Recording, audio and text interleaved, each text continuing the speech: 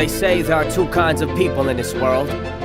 Those who find themselves, and those who create themselves. Are you looking for purpose, or deciding it for yourself? Will you plunge waiting for someone to catch you, or will you jump and build your wings on the way down? Seek a path, or carve a path. Wait for the future, or build it. What is a school but a set of walls waiting for greatness? And who are you but someone destined to achieve it? Here, between the street and the jungle, against time and tide, we push and pull just like the currents. Our ocean of dreams will meet the odds ahead and rise above it all.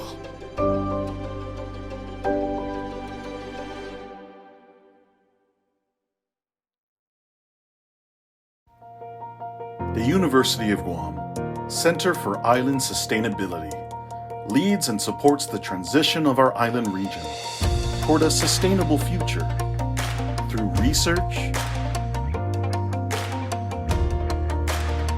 education,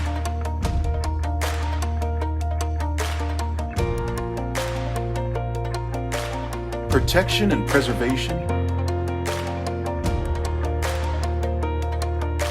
growth,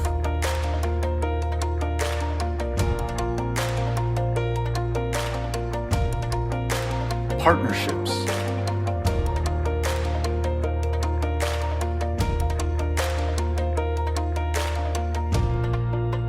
and inspiration.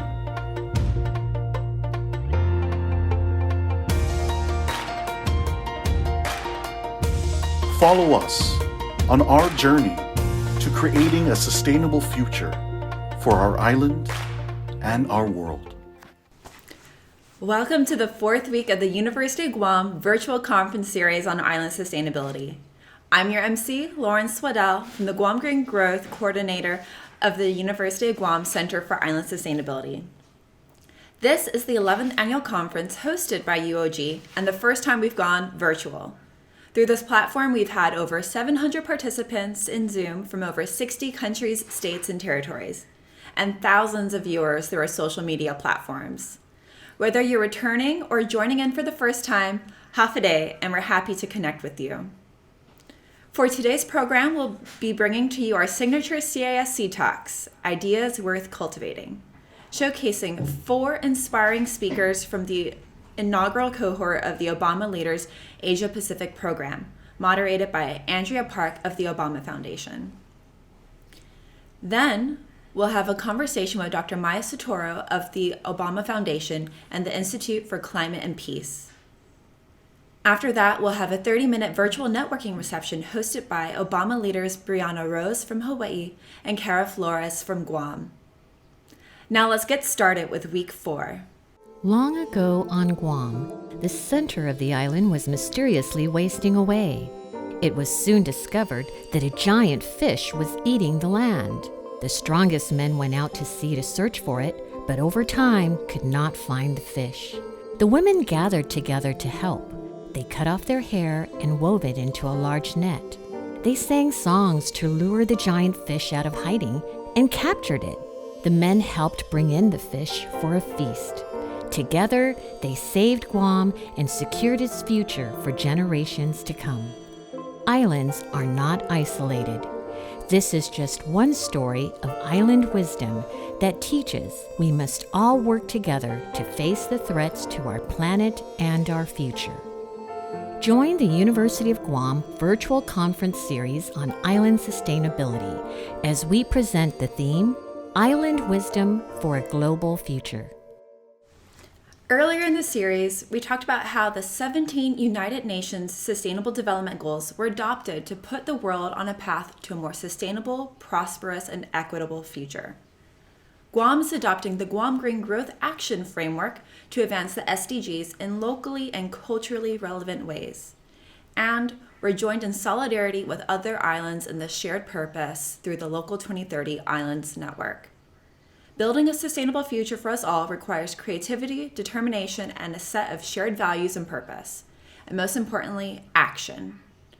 But we all need some inspiration along the way. Therefore, for a third time, we are presenting CIS Seed Talks, Ideas Worth Cultivating. As in the first 3 weeks of our virtual conference series, we are taking this unparalleled opportunity to bring to you speakers from around the world with their impactful ideas. We are so proud to present 4 amazing changemakers from the inaugural cohort of the Obama Leaders Asia Pacific program. We hope you will enjoy meeting them and get inspired to create change in your community.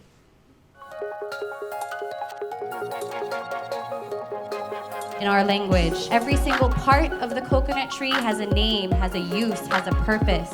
If we learn to incorporate our language into our economy, we can provide sustainable action. Well, it would really be a shame if we lose such an iconic species to something as simple as plastic. We need champions at all levels of society to act in whatever capacities they can. But there's a difference between being a consumer and being an advocate. We as a community can make a difference.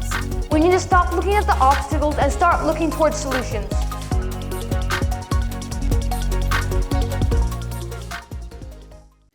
Now I'd like to introduce the moderator for CIS Seed Talks, Andrea Park. Andrea leads the international programming in the Asia Pacific region at the Obama Foundation, an organization founded by community organizers guided by a core belief that ordinary people working together can change history. This is captured in the Foundation's mission to inspire people to take action, empower them to change their world for the better, and connect them so they can achieve more together. With close to 2 decades of experience organizing communities across the Asia-Pacific region, Andrea joined the Foundation from UNICEF USA, where she worked to equip leaders of tomorrow with social and emotional skills linked to the Sustainable Development Goals. Welcome, Andrea, and thank you for being part of our program.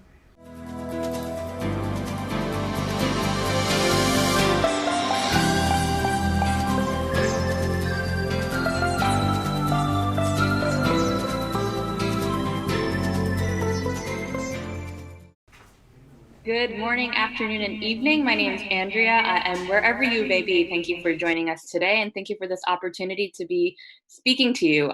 As Lauren mentioned, my name is Andrea. I work at the Obama Foundation, and I have the privilege of working on the Leaders Asia Pacific program. The Leaders Asia Pacific program is a 1-year leadership development and community engagement program that connects leaders aged 24 to 40 from a variety of different sectors and focuses on building community of change makers and equipping them with values-based leadership skills and creating a community that can support one another in their journey of empowering their communities. The program seeks to identify the unique needs, challenges, and opportunities of emerging leaders in the region and works to determine how the foundation can best support them in their development. But I think a picture can say 1,000 words, and so we want to take you to and show you a video of a gathering that we had that kickstarted the Asia Pacific cohort in 2019 of December in Kuala Lumpur. I was really excited about being part of the Obama Foundation Leaders Convening because I wanted to meet people who are doing amazing things around the world. The connections here will be phenomenal. The Asia Pacific region is actually very special. Even though we're very different in language and culture, we're all kind of interconnected. There's quite a lot of hope just within this room, and we want to be able to translate all this energy into real action. Sometimes it turns out the people who can teach you something are the ones you don't expect. My daughters teach me things, but you have to be open to that. It requires a certain amount of confidence. If you're confident enough in who you are, then you should be able to humble yourself and be open to other people's power and wisdom and experience. That's how you will grow and learn. Seeing the other 199 leaders that are here and hearing their stories and knowing the work that they've been doing, it's all incredible. And it's like, wow, like I'm a part of this network. I get to be connected from them, and I get to learn from them, and I get to pull strength from them. That's a powerful thing to have, and it's necessary, you know? We need women and diverse minds and people who think differently and have different religious beliefs, because truth and the right answer comes from diversity of experiences. You're needed at those tables, so you can't sit there wondering whether you belong, because you'll waste your time in those seats and you'll hold your voice back and you won't be able to make change because you're waiting for somebody to tell you that you belong. I'm telling you, you belong. When Michelle Obama said that you deserve this to us, like into our eyes, and I really teared up because all of us have insecurity in our lives, but someone like Michelle Obama to tell us into our eyes and tell us that we deserve this and we can do this, that really inspired me. You should just rejoice in this opportunity to change the world. It's a great privilege to be alive and have the possibility of helping somebody or making things a little bit better. I have so much confidence that if you just stay with it, you will have made things better. So I'll see you out there, everybody. Love you. Thank you. As you heard from our video, we have the opportunity to rejoice to be able to change the world, and there's so much hope in this room. And it's with great pleasure that I have the privilege of introducing several of our leaders today from our inaugural cohort. And our first speaker is David Lawrence from Papua New Guinea. David is currently the principal advisor to the Director General of the National Youth Development Authority, and he oversees international policy, political, and diplomatic affairs of the youth development in the country under the Ministry of Community Development, Youth, and Religion in Papua New Guinea. He also runs a community initiative called Men's and Boys 2, an event that brings men and boys together for 16 days of activism as a safe space to discuss all forms of violence that affect our society and aims to redefine masculinity in PNG. He's a prolific podcaster as well, where conversations around social, economic, environmental, and political aspects of youth development are facilitated with ordinary youth and professionals and development specialists. I also asked David where his special and most precious island is in the Pacific, and he told me that an island that's close to his heart is New Britain Island of PNG.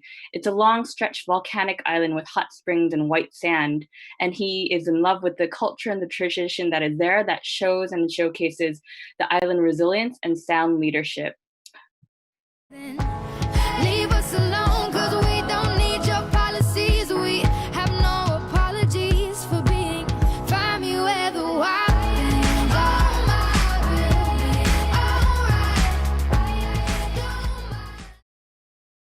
Good morning, everyone.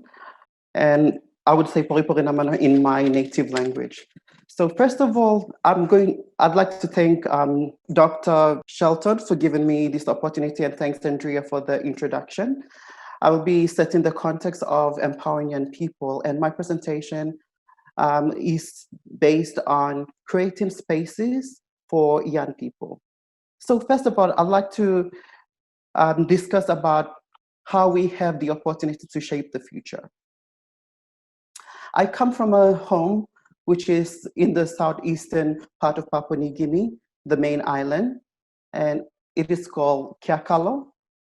And Kiakalo is the native, in my native language, but when the early explorers came to my place, they called it Aroma Coast. And because PNG has more than 1,000 tribes, I come from the Auni Kiakalo people, which is the warriors of the past. And these were headhunters. These were the men who would protect our communities, our societies from danger, safety, and also protecting our boundaries of owning the land, the oceans, and our resources. So they used these, the skulls as their trophies, and they would hang them right next to what we call Anumapara, or known as the men house. So what happens in the men house is that a lot of decisions were made by the elders and chiefs, and only men were allowed to speak, and no young person was allowed to speak during these meetings. So from that on, I'd like to share a story or an ideology from the wisdom of Papua New Guinea in Aroma Coast of how we get to shape the future today. So this is a wooden traditional dish, which is called rivu in my culture, and it is made out of rosewood tree, carved out from a rosewood tree, and it's used for special occasions. So one day, one of the chiefs had observed a young man who was carving out a wooden dish from the rosewood tree. And he exclaimed, "Why are you doing this? Because this is not the season for crafts. This is not the season for creating wooden dishes." So the young person replied and said, "I am carving this wooden dish not to use today, but to use in the future, because I see my father feeding my grandfather in a wooden dish." So this shows that in order for us to cultivate the change that we want to see in future, it starts from now. And our young people are watching of what we are doing, and they practice the same, or either they change that narrative. Knowing that Papua New Guinea's 60% population is made up of young people and it is growing, so it is very important that these groups of young people are well represented in government. And that is how the Youth Council formation, which the model that I established, the National Youth Development Authority, has adopted and we're using. The United Nations reports that 1 in 3 PNG women have at least experienced sexual and domestic violence.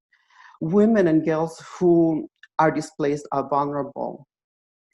And many young people are, of course, included in these tribal conflicts and violence that's happening. But how do we reconstruct that? So the future that we dream of is constructed today upon the youth. And that is youth empowerment, and which starts from home before it gets recorded on statistics and budgets. Young people can either destroy or build our communities, and that power lies within our hands to choose the future we want today. And that is creating the spaces and structures for young people.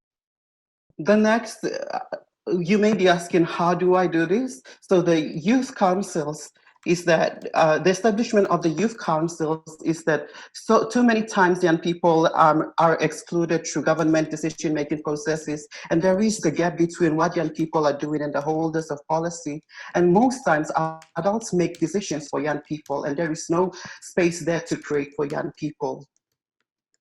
So it's about creating an official space or structure where young people are included in the processes of implementation, planning and monitoring and evaluation and consultation.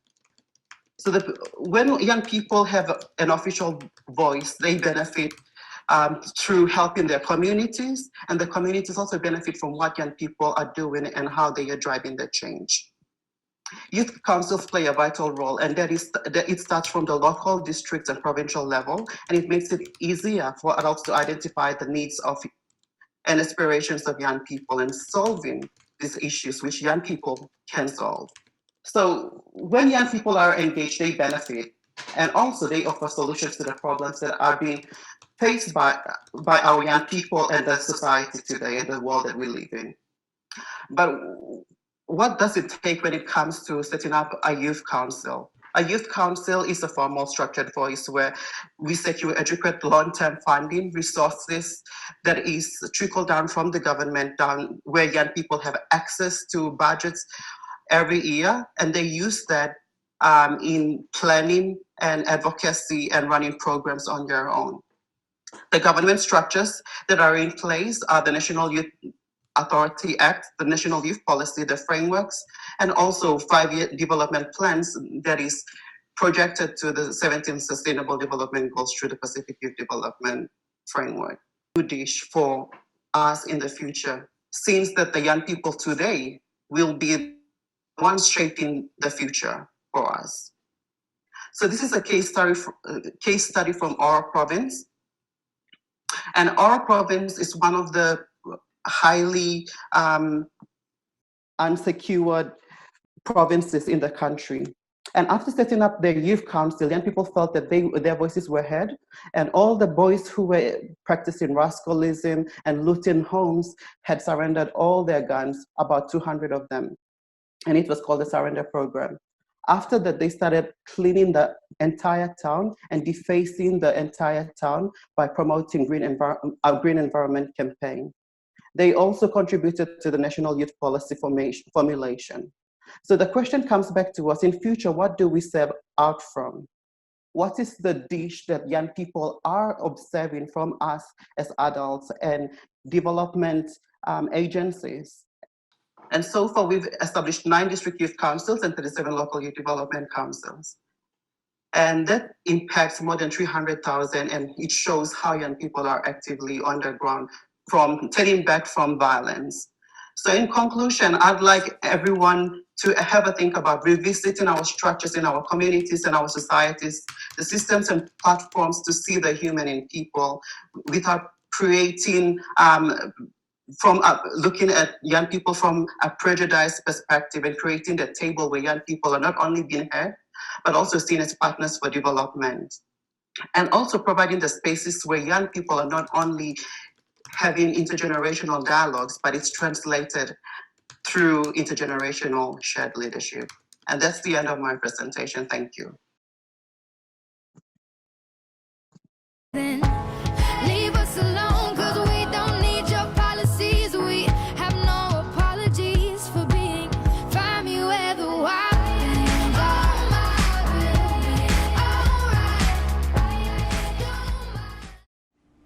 How can we carve out a wooden dish for our next generation? I think that's such a powerful metaphor. Thank you so much, David. And I'd like to now introduce our next speaker, who hails from Melbourne, Australia. Alice is an environmental and food justice advocate. She is the co-founder and co-director of the Corner Network, a nonprofit working towards food security, nutrition, climate adaptation, and minimizing food waste in both Australia and Timor-Leste. The Corner Network runs a number of initiatives addressing global challenges with local solutions, such as the Corner Store Kitchen, which preserves the future through access to food, reduces food waste, and builds engaging communities, as well as with One Bean Coffee, an ethical and environmental specialty coffee from Timor-Leste that ensures fair pay for farmers and plants trees through sales, and with One Seed, a gold standard community forestry and carbon offset program dedicated to improving the livelihoods of subsistence communities. When we asked Alice what her favorite island was, she said that it was Jacko Island, an uninhibited and protected island in the territory of Timor-Leste. You can only reach this place by a fishing boat, and you can only visit but not stay, and you can walk the circumference in a few hours. It holds significance for her because she visited it on her first trip to Timor-Leste, and she was reminded of how she felt inferior as a human in the face of nature, and how to be in all of the natural environment as it gives all of us all that we need, and why we must fight to protect it. Here's Alice. Do you know where the wild things go? They go on undertake your need. Bring down our sleep, build a breakfast, and let's eat my love, love, love. She bruises calls, she's... Thanks, Andrea. I wanted to begin today, as is customary in Australia, by acknowledging the traditional owners of the land that I am on today in Australia, which are the Wurundjeri people of the Kulin Nation. And I'd like to recognise their continuing connection to land, waters and culture. My name is Alice Mahar, and alongside a group of other incredible people, I run the Corner Store Network, which is a non-profit organisation operating in Australia and Timor-Leste. The Corner Store Network works towards increased food security, improved nutrition, climate resilient communities, transparent and direct trade, employment opportunities for women and girls, and minimising food waste. Our mission is to preserve the future for generations to come and leave no one behind along the way. I think it's also important to acknowledge that whilst we are discussing island sustainability and island wisdom, it is not lost on me that I live on an island in this region that is one of the wealthiest nations globally and has one of the highest per capita emissions of carbon dioxide in the world. Meanwhile, I work with communities in Timor-Leste on that island that has one of the highest rates of poverty globally and one of the lowest per capita emissions. I bring this up because if we are to find the solutions required to meet the United Nations SDGs, the conversation calls for an honest assessment of the roles that we all play, particularly those of us that live comfortably and with privilege in developed nations, understanding that much of that privilege comes at the expense of others, and many in our Asia-Pacific region. So I wanted to tell you a little bit more about the work I'm involved in. The Corner Store Network is a little bit like a tree. It's our central organisation that we run 3 initiatives from, and like branches of the tree, they're all interconnected.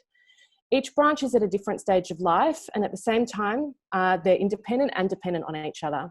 And each one of these 3 initiatives is connected by one of our 3 guiding principles: economic, environmental, and food justice. So firstly, economic justice. Through With One Being Coffee, we work directly with coffee farmers in Timor-Leste. Coffee farmers are some of the poorest paid farmers in the world, and as residents of the self-proclaimed coffee capital of Australia, we wanted to make sure that there was a coffee on the market that looked after the people that grow it and the environment that it grows in. We know that with less income, coffee growers are unable to reinvest in their farms, which leads to further reductions in productions and sales and income. Produce like coffee, cacao and vanilla, they all have these similar threads. They're grown in similar tropical climates. They are labour intensive to grow. They're manually harvested and processed. They're expensive products by the time they hit the supermarket shelves. They make a really great profit for distributors and the middle people. But with roughly 80% of coffee farmers globally earning less than $2 per day, that model is clearly broken. So we have opted for a different model, one that goes directly to the farmers and cuts out middle people. We found the only Timorese-run cooperative to partner with, and we started importing green coffee to roast in Melbourne, launching a specialty coffee sourced, roasted and distributed to the highest ethical and environmental standards that we possibly could.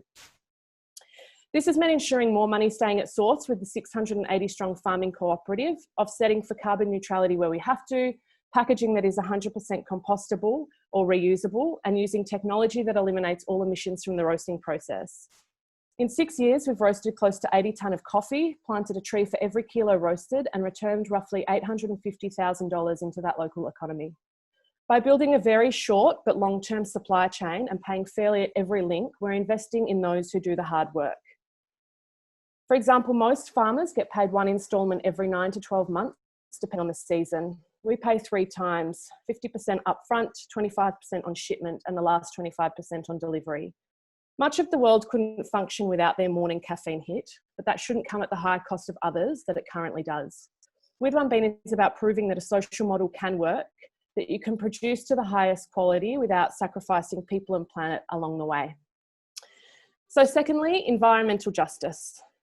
Through With One Seed, the first gold standard verified carbon forestry program in Timor-Leste. Primary and secondary forest cover in Timor-Leste has been in decline since about 1975. By 2015, areas of primary forests had dropped to about 46%, and today the forests continue to decline at nearly 1.6% a year. Globally, deforestation is causing both poverty and environmental degradation, and as the world heads for more than 2 degrees of warming before 2050, the situation is going to get much worse, with island communities particularly vulnerable. Our approach is simple in its theory and application. We're planting trees and we're planting ideas. Our innovation comes from the annual incentive payments made to smallholder subsistence farmers who plant, manage and maintain the forest trees on their land, paid to them from the sale of carbon credits into the international carbon market. If a subsistence farmer has to choose between planting a cash crop or planting trees that may take 20 years to provide a financial return, the choice is obvious.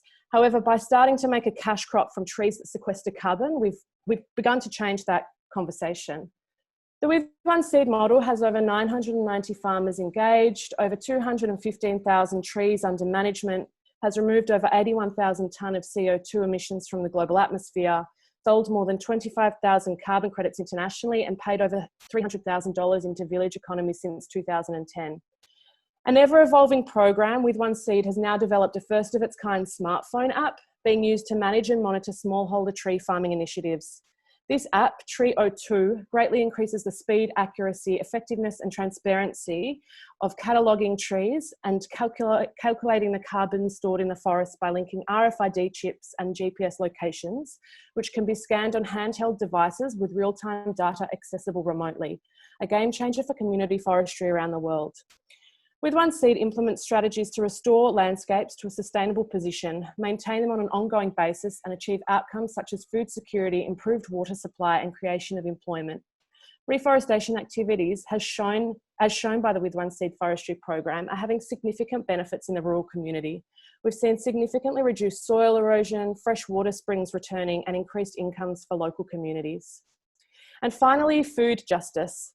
Through Corner Store Foods, our newest program that preserves excess food produced in abundant seasons for communities to have access to food in hungry seasons. We conceptualise this program as a way to save some of the 1/3 of food currently wasted globally each year and turn it into high quality preserved food that could last without refrigeration for another 12 months, then sell it and reinvest the profits to replicate the model all throughout communities in Australia, Timor-Leste and globally, giving communities food sovereignty and food security dependent on them and not on circumstance around them. A model designed to return to local production for local consumption, feed your own community and reduce reliance of external imports. The model runs from repurposed shipping containers fitted with commercial grade kitchens and food preservation equipment. Farmers bring their excess and receive a fair price for it. Women are trained in food preservation techniques, run the hubs, and preserve the produce through methods of drying, bottling, pickling, and fermenting. The produce is stored and sold year-round at an affordable price to the local community, with profits reinvested into the hub to increase local production capacity and increase employment. This model operates the same way in both Australia and Timor-Leste, designed to cross borders, as no nation is immune from a decreasing supply and increasing cost of imported food. We're creating practical solutions to food security and taking real action to ensure that every person globally has secure and safe access. We're addressing the increasing global food security challenge of feeding a growing population using less land, water, inputs, and other declining resources to improve diets through better access to nutritious foods, higher incomes, and the empowerment of women. So at the Cornerstone Network, we're committed to developing local management capacity and accountability and ensuring local control of all the programs wherever appropriate, empowering communities to self-determine their own futures. One of the most dangerous assumptions we've found to make in communities that are not our own is that we need to know what they need. They know, they just need the opportunities to make it happen. Coffee, planting trees and preserving food, or economic, environmental and food justice. And whilst we are simply roasting coffee and planting trees and making preserves, we're actually building a movement of people willing to invest with equality in everything they do, and a network of communities taking control for themselves. None of our programs are about charity and aid. We provide opportunities for people to make an earned dollar, leading to self-determination for themselves and their communities, and decolonising Western constructs of economies, production, trade and consumption. We believe in the power of communities to solve problems from a ground-up approach. We fundamentally believe in social justice and equality, a livable income, access to food and water, education, healthcare, and self-determination for everyone. And we believe that it's through the simple actions by many people that we will see the biggest impacts. Thank you. Do you know where the wild things go? They go on undertake your need. Bring down our sleep, build a breakfast, and let's eat my love, love, love. She bruises cold, she's blood. As someone in the audience just said, it is truly a beautiful example of circular economy, which I know was an important topic for many of the participants on today's call. And I really love the catchphrase that the Cornerstone Network has taken up, preserving the future, that preservation is not something that we should perceive as past tense, but is current and forward-looking as well. So thank you so much, Alice, for sharing your work with us. And it's my pleasure now to introduce you to our third speaker and leader, Dr. Renzo Guinto. Dr. Renzo Guinto is a Filipino Obama leader and the Chief Planetary Doctor of PH Lab, a global think and do tank for advancing the health of both people and the planet. One of the staunchest, most exciting, and most innovative voices for the new field of planetary health, Renzo recently finished his Doctor of Public Health degree at Harvard University, and his doctoral dissertation was focused on the intersection of climate change and public health. He's worked for a variety of organizations, such as the World Health Organization and the World Bank, has traveled extensively and lectured in nearly 50 countries, publishing more than 100 articles in scientific journals, books, popular media, and has even directed a short film that communicates the message of planetary healing to the world. When I asked him where his favorite island was, he said that he had so many, but he wanted to be his country's ambassador, and that Palawan in the Philippines, also known as the last frontier, where rich biodiversity still thrives, is one of his favorite islands, and that we should continue to protect it, and it serves as a reminder to him of the work that he does and the importance of it. Please welcome Dr. Renzo Guinto.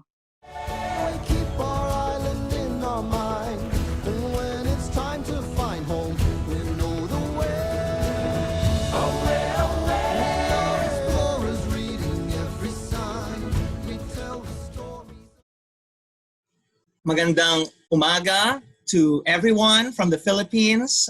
Good morning.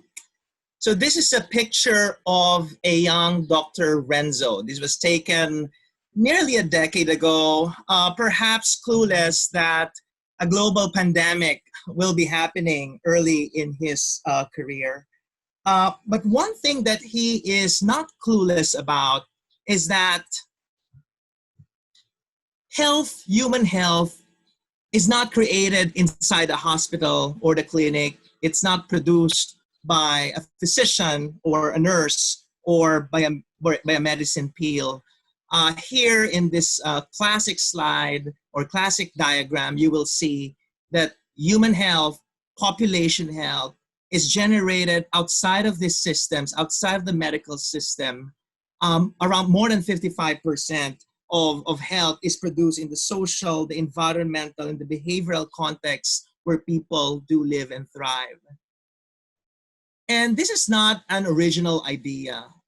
Hippocrates, the father of Western medicine, if you remember, we physicians recite the Hippocratic Oath at the start of our careers.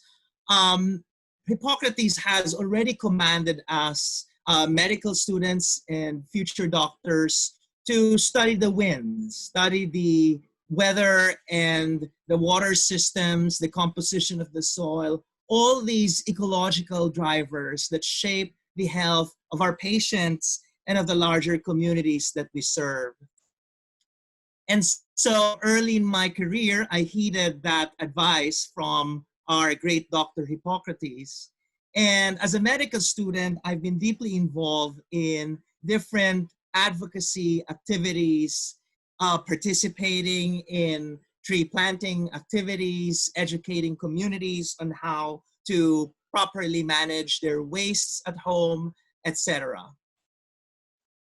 And so I realized early on that my real patients are not just people, it's the planet as well. The planet where people get their resources to be able to live healthy lives, but also the planet which, if we disturb its natural peace, can lead to many diseases that we encounter in our life. And one of the greatest challenges that confront the future of the planet today, which in turn confront and endanger the health of human populations, is climate change. Climate change has been earlier described as the biggest global health threat of the 21st century. You can see me there with the placard in front of my medical school. But also climate change, or tackling climate change, has been described as the greatest global health opportunity for the 21st century. If we address it, we can generate a lot of health benefits for people, not just who are living right now, but for generations to come. And here in this diagram, and I will not belabor you with the details, you will see how climate change leads to a wide range of health outcomes, from cardiovascular diseases due to exposure to intense heat, to the emergence of infectious diseases, and even mental health as a result of abrupt natural disasters, but also the chronic stress that climate anxiety brings to people. And my country, the Philippines, is no stranger to these health effects. A lot of these health effects are already manifesting as early as now, and that just shows that climate change is not an issue for tomorrow. It's a challenge that we are already confronting now. The Philippines has always been rated in the top 5 of the climate risk index annually. And we know that when climate change and its extreme weather events do occur, it's not just neighborhoods and agricultural systems and educational systems and water and food and livelihood that are being affected, but also people's health, healthcare systems, hospitals, and even health workers do become victims too. This is a picture from Typhoon Haiyan, which is the strongest typhoon to ever hit land in human history, that has affected us in 2013, killing thousands of people and displacing millions. And in the front page of our national newspaper, the day after Typhoon Haiyan happened, it was called the worst disaster to hit PH. PH is a nickname of the Philippines, but as a physician, I know that PH stands for people's health, public health, and in the era of climate change, it also pertains to the planet's health. And right now, we've been talking a lot about when is the next wave of COVID-19 going to happen, going to come to our doorstep. I think there is a much bigger and much scarier wave that we should expect in the near future, and that is the wave of climate change and its wide range of health effects. And if we don't act now, this big wave, if not tsunami, will be inescapable. And that is why the question that I've always asked myself is, are we ready to build health systems that consider not just COVID-19, but also the climate and its wide range of health effects?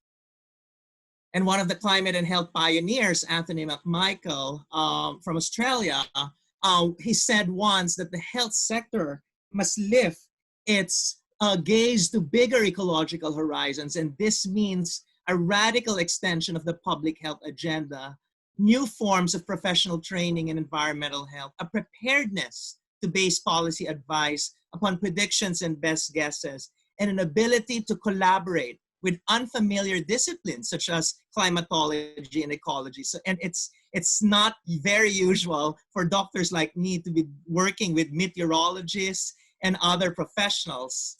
And that's why for my doctoral dissertation, today we're talking about island wisdom. And what I did for my doctoral thesis is to return to the islands of the Philippines to witness firsthand how climate change is affecting their health and their lives, and to also find solutions on how to prepare their islands and the coastal communities for these impending crises in the long run. And I invite you to visit my personal YouTube video, because in addition to writing a 200-page dissertation, I also turned my case studies into films so that you can actually watch and access them right in the comfort of your homes. And so this is the vision and this is the island wisdom that I obtained from my study. 21st century health systems will need to be universal, leaving no one behind. High value people actually get satisfied and are happy with the healthcare that they receive. But also health systems should be climate smart. They should be the last building and system standing when climate disasters strike, but also low carbon, because they are not accomplice to the crime of climate change, not emitting greenhouse gas emissions. And they are also pandemic resistant. They're ready for the next COVID-19 and for more pandemics that are yet to come, unfortunately. And thankfully, before COVID-19 and the lockdowns have occurred, I was able to return to the Philippines, and I'm now back in my country to build PH Lab, which is my idea, Worth Cultivating. It's a local think and do tank for people and planet, hoping to build these climate smart, pandemic resistant health systems for the future. And my theory of change is, if we do our diagnostics well, the same way that a physician diagnoses a patient's disease, and we design health systems that abide by these principles and deliver them to the communities that need them the most, then we can improve Philippine health, which is one of my PHs, public health, the people's health, and most importantly, the planet's health. And finally, this is my vision for my country, the Philippines, to be the Silicon Valley of planetary health. And I think every island, whether it's Guam or Hawaii, every island in the world can be Silicon Valleys of people and planetary health innovation. And this is an invitation to all of you. And so together, let's advance the health of people and planet in our post-COVID future. Thank you. Keep our island in our mind, and when it's time to find home, we know the way. Away, away. We are explorers reading every sign. We tell the stories. Thank you, Renzo. And we will take to heart your invitation to remember that every island has the ability to be the Silicon Island or beyond Silicon Island in taking up initiative for people health and planetary health. So PH, I think those two letters will linger in our minds for a long time. Now, moving on to our last speaker for the Seed Talks series for today, we have Swietenia Puspa Lestari, who is also known to us as Tenia. Tenia is an Indonesian underwater diver. She's an environmental engineer and an environmental activist. She founded Divers Clean Action in 2015, an organization that focuses on combating marine debris in small islands and coastal areas through research, campaigns, community development, and collaboration. What started with just 3 people, DCA has grown into a team of nearly a dozen full-time staffers and 1,500 volunteers who live all across Southeast Asia. But that's not all. In 2017, Tenia founded the Indonesian Youth Marine Debris Summit, while also representing Indonesia in the 2017 United Nations Climate Change Conference in Germany. And in 2019, Tenia was listed among the BBC's 100 top most influential and inspirational women, and she was also nominated as a Forbes 30 Under 30 Asia leader in the category of social entrepreneurship, and had the honor of introducing President Obama at the recent Obama Foundation Leaders Asia Pacific convening. When we were talking about her favorite islands, she said that there's many, but she had to return home. She will always love Pramuka Islands, located in the northern part of Jakarta, because she grew up there and witnessed the beauty and challenges that she found that inspires her to do more for nature. Please welcome Tenia. Tomorrow's a new day. I'm here standing with you, here standing with me, standing with the world on our shoulders. I'm here standing with you. Selamat pagi from Indonesia, or good morning. I'm really glad to share to everyone here, and I'm looking forward to discuss with you about the importance of these oceans. And maybe you can see on the next slide is, maybe you're wondering, is she really going to talk about marine debris or other unrelated environmental impact during this current crisis of pandemic and health? We should focusing more on health instead of environment. But actually, there is a relations which is quite strong between the health and also environment. And Dr. Renzo is already explaining about that as well. So when I want to give you a context to making sure that you can have the same concern with me as well. I grew up in Pramuka Island, which is in the northern part of Jakarta, as what Andrea said, and my parents teach me lots of value, especially about curiosity. And you can see from the next slide, because of that, I grew up become a really loving person of nature, and then I started my college, my campus life in Bandung. I took environmental engineering, and I learned a lot about the environment. At first, I thought I will look at like very beautiful things in our environment, but instead, all I can see is actually waste, because I learned about waste, toilets, sewerage, and other nasty things, as you can see from the next pictures. And these we can see from this campus. You can go to the next slide, please. And it made me realize that there's a difference between the theory and also the real life we're facing in the islands. When the theory taught me to do segregation of waste at source, but actually it is not implemented on my islands. So it gave me the curiosity of asking how I can help and why it's also happening.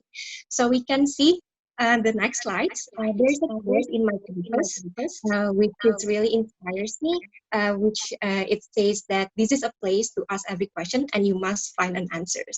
So from that way, I started to ask from my professors and other lecturers from other campuses on what can I do to help this. So it brings me to the next slides, which on the third year of university, I realized that I need to do something more for the environment, especially because I know the theory and I realized about the island's conditions in Indonesia.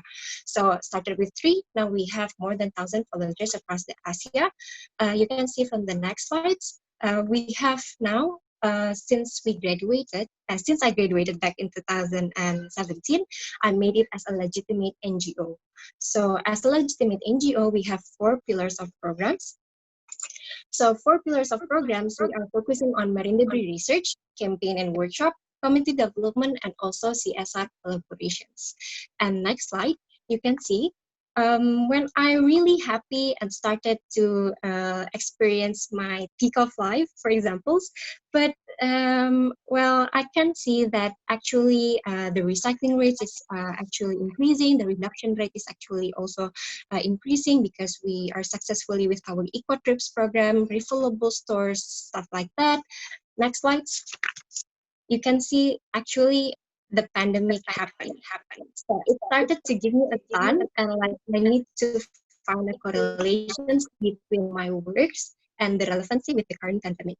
And at that time, I sort of like confused because at the first until the second week, I tried to manage my own team on making sure how all of those field works into a working from home situations. And the next week, I realized that after 2 weeks, it's not going to stop any sooner. So I need to change my strategy on my NGO.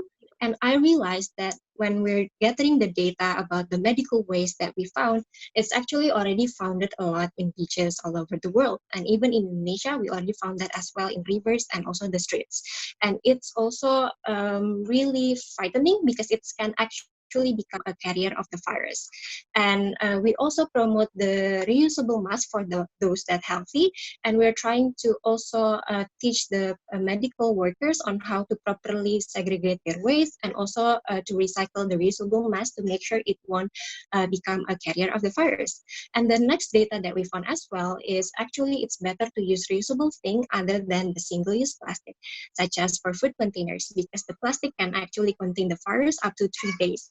And from this data, it brings me to the next week, which the 4th week of the pandemic, we started to make some actions movement, which is we are giving a refillable soaps to the local community, which is impacted by the tourism sectors. You can see it from the next slides.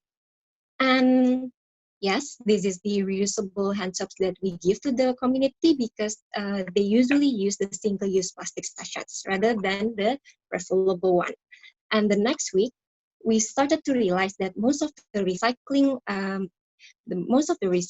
efforts in the islands or even other cities and other countries is actually being stopped. So we are trying to facilitate, even though during this pandemic, the waste needs to be still recycled. And it cannot be just neglected and left in the corner because it can actually become also a virus carrier if it's not disinfected properly or recycled properly. And the next slide, therefore, we make a webinar which we gather more than 300 persons in Indonesia, and we successfully made one of our government to give the status of the waste recycling on medical waste and their intakes on the marine debris situation in Indonesia during the pandemic. And it's also the first attempts of the government to speak on public, especially to the communities. And we also launched our program on giving reusable phone holders instead of single-use phone holders for medical workers because they are using the reusable plastic bags, the single-use plastic bags every day rather than reusable phone holders. And it's actually adding more unnecessary waste. And the next week, it brought me also, my NGO started to think about the impact of the ride-hailing services, which is also providing more delivery situation in Indonesia. It increases up to twice the number of the original before the pandemic situation. So the plastic bags is actually increasing as well. So we collaborate with the NGOs on public health in Indonesia, and we also collaborate with the government that is obliged to do the research data, so we can know and track the waste changes in Indonesia. And it brought me to the week 8, which we make a webinar about behavior change because we realized, okay, so this is all about the choices of the community. And we realized that actually, if we're talking about the behavior change, we need to invest more the innovators through educations. Therefore, they're going to do a social marketing campaigns and also try to give the concerns to other citizens and make them also change their habits and also try to segregate their waste, reducing their waste, and also start to care more about the environment because it actually promoting a better health situations. And the next slides, through the website and webinar, we realized that actually there is an impact of tourism industry about the pandemic itself. You have to see tourism sectors here going to clean up because we realized most of the tourism sectors is actually losing their income. So they started to destroying the environment. And some of them even doesn't care about their waste. So we're collaborating with the government to make an incentivized workshops for these tourism sectors so they can enjoy the workshops and learning about the environment, how they can manage their waste on their own area, and then they get incentivized every day they go to the workshops. And the week 10, we try to make a booklet together with these other NGOs and governments to make sure they know in an easy way and also a fun way how is the relations between these waste and other environmental issues with health. Because we realize the climate change also can affect and may affect about the other pandemics that is going to be happening in the future. Therefore, it's really important to us to know more about how we can do in our home or what we can do as an activist to make sure that the waste management system in our own area can support the pandemic situations. And it brings me the last week here, which is trying to convince you that our waste is really related with health. And even one of our governors said that the COVID situation will be finished in Indonesia, not if the last patient has been cured, but the last infected waste has been treated. And our choices is really matters for the environment. It may affect the future pandemics, so we better start our behavior changes from now. And you can make a change from your own home or your own home by segregate your waste, reusable masks instead of single-use masks, so you can choose that. And then you can also give reusable phone holders for frontlines that still using single-use bags to cover their phone. And then you can choose local resources, reduce packaging, and also delivery. And of course, evaluate, act, adapt, and prepare for the new normal, because in terms of waste and health, everything can happen during the pandemic and after the pandemic. And looking forward next to talk and discuss with you guys. Terima kasih, and please don't lose hope because we need to protect the environment even though during this pandemic. Thank you. Tomorrow's a new day. I'm here standing with you, here standing with me, standing with the world on our shoulders. I'm here standing with you. Don't lose hope is the last kind of message that Tanya has left us with. And as you could have seen from her presentation, I think she really took to heart what was written on the plaque at our university of constantly asking a question, but then also finding an answer to those questions.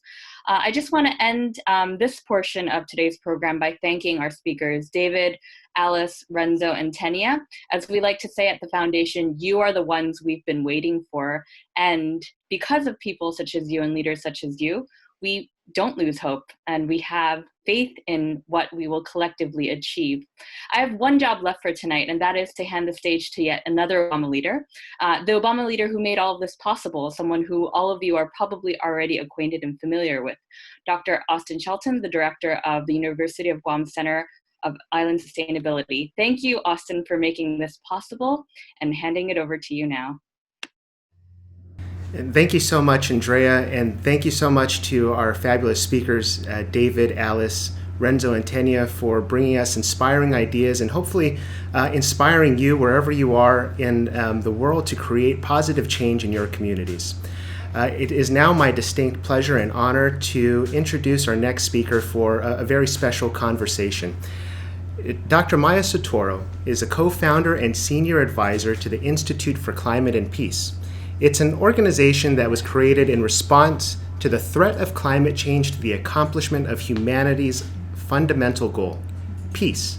She's also serving as a consultant to the Obama Foundation and working closely with their international team to develop programming in the Pacific Asia region.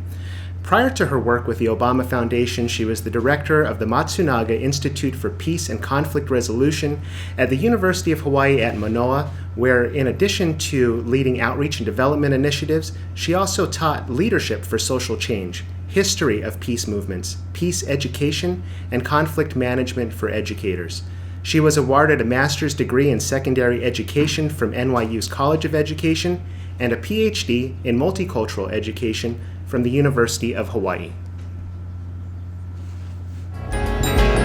Whoa, oh, mercy, mercy me. All things ain't what they used to be now. Where did all the... Our University of Guam virtual conference series on island sustainability. Thank you so much. What an amazing hour that was. And I'm really honored and pleased to be here. Thank you for inviting me. Well, it's amazing to have you. Thank you so much for joining us. Let's start off by please share some of your favorite takeaways today from the CIS Seed Talks with Renzo, David, Tenia, and Alice. I had so many. I will try to speak rapidly, but I just thought, first of all, that they were all so brilliant, brave, interesting, action-oriented. They're solutionaries that are, who are driving change, building resilience, and engaging in advocacy with such ingenuity and creativity. But my favorite takeaways were, in addition to just loving them, were their vision of holistic wellness. It's all about the intersections where health and environment are connected. A physician becomes an environmentalist. In other words, a business owner is also a peace builder, and they think about health in terms of how we nourish and feed one another, spiritually, environmentally, communally, and personal and public health are bound inextricably. I was heartened by the emphasis on intergenerational knowledge and action, the inclusion of youth, and voices from the margins or voices that have been ignored. They are all, I think, really good at kind of recognizing some of their own privilege and casting the net widely and being inclusive and minimizing the waste, not just in natural resources, but human resources too. I liked that they're all border crossers and bridge builders, which we need to do right now. This is a time to expand and to connect rather than get narrow, small, and hardened and separate from one another. They emphasized local action, knowledge, and power, but also really spoke to global networks and perspectives. And although they spoke about hard things and injustice and violence and deforestation and hunger, all of them really ultimately had a strength-based approach in harnessing the power and the wisdom of the communities and culture around them in order to make things better. And that's, I think, what we all must do. And thank you so much, Maya, for those takeaways. They were excellent and inspiring CIS Seed Talks. It was such an honor to have these awesome Obama leaders speak with us today. So my next question is that one of the Institute for Climate and Peace's values is indigenous innovation. And it states that the strongest solutions of the future will be formed by the wisdom of the past. So this sounds really similar to our conference theme here, which is Island Wisdom for a Global Future. Now, we've heard sayings, things like, don't look back, the past is the past, don't let history repeat itself. But why do you think it's important for us, especially islands, to continue looking back? Well, first of all, the history does repeat itself, we see, so that doesn't really work. We must, like George Santayana says, learn from it in order not to repeat it, and even then. But there are a number of other reasons why I feel it's important to look to the past. One, this is a particularly stressful time. We're overworked.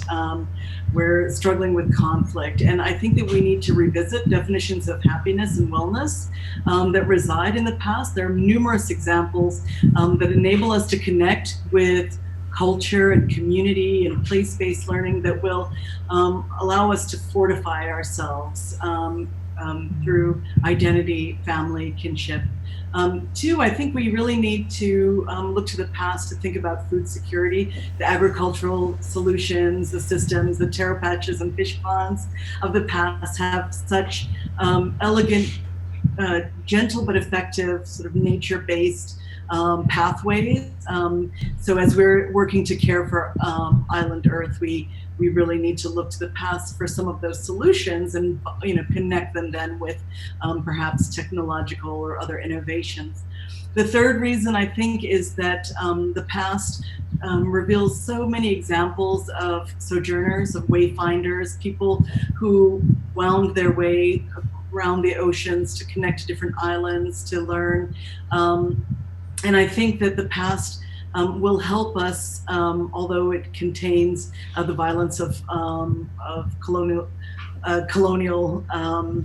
injustice and other things. There are also in the island communities that we represent examples of people who are traveling to connect in order to learn from one another, support one another, rather than a more extractive version of tourism. I think by looking back, we can more easily live in sacred kinship with all of creation and be seated with a strong sense of belonging in this sort of interrelated universe, in other words. And we can find ancestral wisdom, commitment to ceremony and storytelling and artistic endeavor, songs, proverbs, legends, and more that will nourish our spiritual cores and also give us a powerful ecological perspective as we search for balance, harmony, and restorative principles at this time. The past, it needs to be, of course, bound with a mindfulness about the present and futures orientation as wayfinders, right? And all of those together form sort of multiple ways of knowing and sort of many refractions of possibility, multiple sources of knowledge and information. And I think we're overly reliant on book knowledge, and so the past allows for us to learn in multiple ways. There's a Hawaiian olelo no'ea, or proverb, and forgive me for all Hawaiians on the call if I don't pronounce it well, but it's a'ohe pau ka'ike, ika halau ho'okahi, which is all knowledge is not taught in the same school. It really just references the need to learn from many sources, and there is vai or value from all resources and ways of knowledge, that the past being an important one of them. Let me just... Thank you very much for those answers, Maya. I really see the indigenous innovation and island wisdom offering so much for a positive future, a bright future that we can all look to. Climate and peace. These are not topics that we often hear about together. But can you talk about how these are actually integrated and collaborative fields, and how we can all work in these areas to envision and build ideal futures? Absolutely. So climate change is devastating communities in myriad ways. There's the storms, the intensifying weather events of all kinds, actually, and of course it's threatened food security, and it's forced the migration of thousands and led to greater conflicts. But these challenges also offer a mandate and an opportunity for us to collaboratively problem solve. As the crisis deepens, we need more than ever peace for communities to be able to navigate these changes and challenges together and thrive. So we strive to bring climate and peace together so that there can be learning both from processes and the inherent wisdom in those, two communities of inquiry. So, if we begin to, for instance, work on peace building and negotiation and inclusive processes, sustainable dialogue,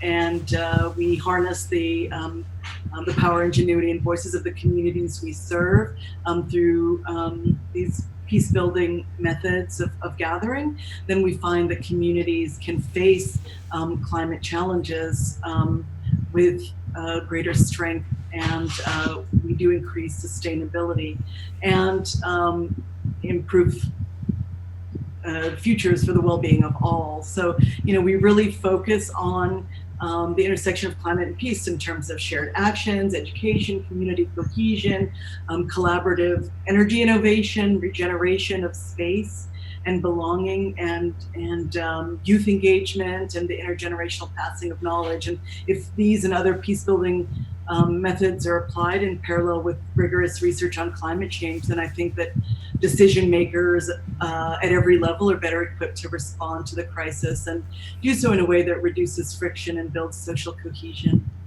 Would you mind adding to that just what the idea is of positive peace? And is this something that we can all contribute to? Thank you for asking. It's really important that we think of positive peace. So that there is, in most of the literature or the movement building that I've heard, people talk about peace in terms of negative peace, which is simply the absence of acute conflict or violence. But we really think that it's essential that we build proactive peace or positive peace, which is the presence, focuses on the presence, which is in keeping with that strength-based approach and with the SDGs that you focus on. And it is about, looking at infrastructure, education, how well do we know one another? How well are we communicating? Do we have fair policies? Are we able to, harness the best of technologies with also the best of sort of social and systemic patterns in order to move forward. Positive peace really is about people working together and doing whatever is in their capacity to make their communities more resilient. So the idea with positive peace is that everyone has a role, and regardless of your course of study, regardless of your employment or your social or economic official status or your position, you have a way to enter the stream to contribute. That's excuse us there. The purpose of our CIS Seed Talks session today was to inspire people to create change in their communities. Now, you've taught leadership for social change, and you've played an integral role in the design of the Obama Leaders Asia Pacific program. And you're also really close to one of the most powerful global leaders in history, your brother, President Barack Obama, through your time on stage at the 2008 Democratic National Convention, his time in office, and now your role in the Obama Foundation. So my question for you, Dr. Soetoro, is do you have any leadership advice for our conference participants? And what leadership values do you think we should all be looking to or aspiring towards? Well, I have to say that all of the Obama Foundation leaders, Asia Pacific, including you, exemplify and embody the things that I think are important. You are grassroots leaders, you are inclusive, you are embedded, you're doing the work. It's not about self-promotion, it's not about self-aggrandizement. You are connected, you're collaborative, and you make me incredibly proud, and I love you very much, but all of you. But I do think that there are some things that we should be paying attention to in terms of leadership. I think we need to have mindful leadership that is present, that is concerned about process and pathway and craft, and not simply personal achievement, right? And these leaders, I think, need to be mindful insofar as they need to be intergenerational, intersectional. They need to listen to others and build bridges. They need to bring the knowledge from many corners and think about engendering well-being and for their communities, whether that's economic, environmental, communal, spiritual, or physical well-being. I think that we need to take a look at, leadership that is wayfinding leadership. We calibrate, we look at the horizon, leaders who are steady, who recognize under the canopy of stars that we are all interrelated, that we're in the waka together, we're in the canoe together, that we are guided by principles, values, and practices that really care for each other. I think that this requires, humility, requires that we seek feedback from our, from those who are nearest us, but also from the environment. And I also think it requires that we really know each other's stories and names. Thank you very much for that answer. Another question I have for you is, well, first of all, my oldest son is going to be turning 7 in about 3 weeks now. And when he was born, one of my best friends visited us in the hospital, and he brought as a gift your picture book, Ladder to the Moon. And it's been really special in our family, and I'm really thankful that a few months ago, when I met with you in Honolulu, you were kind enough to sign it to all my 3 children, and from Auntie Maya. And so it's a treasured thing on our shelf now. But the question I have for you is, in case there's any children out there listening with their parents now or who might hear about this later, what message do you have for children about our future? Thank you for that question. Yeah, so the Ladder to the Moon was created in my mind when I was pregnant with my eldest daughter, who's now 15. And I came across these books that our mother had left for me, and it said For Maya's Children. It was all of the stories of my childhood that she shared with me, and I of course wept, wishing that she could be there to share those books with my daughter. But I also thought, well, at least I can do so, and I can also share stories of her. And so Ladder to the Moon is about the messages that I felt that she would have conveyed to our daughter if she had been given the opportunity to do so had she lived. And one of the main messages is the importance of washing our eyes to see things from multiple perspectives.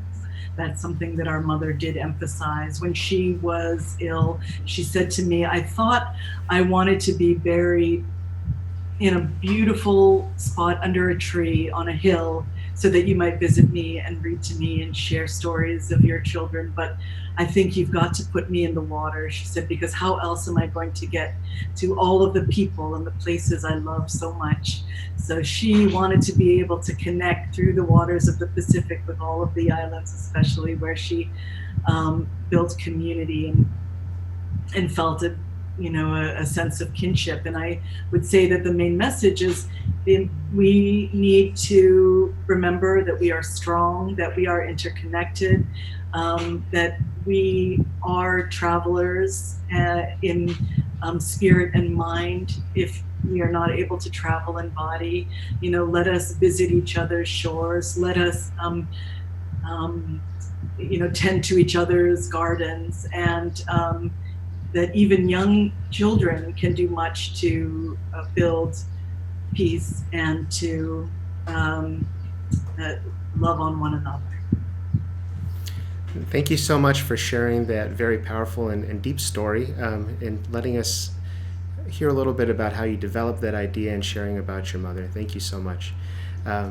So, Dr. Soetoro, one of my last questions is, we have hundreds of participants on our calls on this virtual conference series every week, and they're representing usually 60 plus countries, states, and territories. And so for those that might really be inspired by your messages and your initiatives, how can anybody here today get involved with building peaceful and climate resilient futures? Thank you for that question. And I do hope everyone gets involved. Again, you are in this conference framing so many different opportunities for involvement and showing people what that looks like. And I think that that is so important. So there are myriad ways to get involved. You can contribute to place-based food security. You can, grow things in your own backyard. You can help clean or protect future coastlines. You can utilize culturally based land management strategies and renewable energy. You can help think about land rights and helping people to feel like there is a place where they can be connected to culture, community, and teach and share that. You create processes for equitable decision making.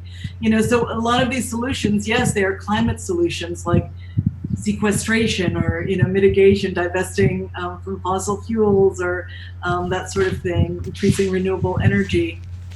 But a lot of the solutions are also about things that you don't need any kind of expertise. You can eat local, you can eat organic food, you can, when you are creating a gathering, you can center indigenous voices, you can practice and share terrace agriculture, you can participate in sustained dialogue, negotiation, mediation, you can build restorative practices for conflict resolution or conflict transformation. You can practice youth engagement and education, teach, share stories. There's social entrepreneurship, volunteerism, participation in civic life in the electoral process. You can help people to move from post-traumatic stress to post-traumatic growth. You can be a counselor. You can simply show kindness. You can uplift people who have been too long ignored. You can think about new definitions of womanhood. You can think about building bridges between communities and intercommunal dialogue, increase human rights, increasing environmental awareness, or just going out and being in nature. There are so many diverse and ways that you can engage your skill, your talent, and your commitment on a day-to-day basis in your work and in your communities. And I really thank you all for making the commitment right now. Let's take 30 seconds, if you don't mind, and if everyone on the call can just take a moment and make a commitment. What is one thing that you can do at that intersection of climate and peace, and in keeping with the sustainable development goals that are closest to you? What is one thing you're committing to do, one new thing that you can do immediately? So take 30 seconds of silence, please.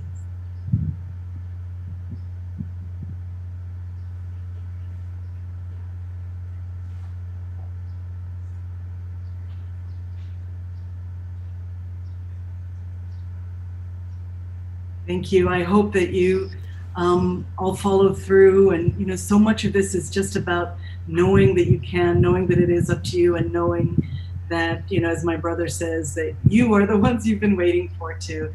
All of these incredible leaders featured today are extraordinary human beings, but so are the other folks on the call, who have the capacity to begin to engender change and be inspired by them in new ways.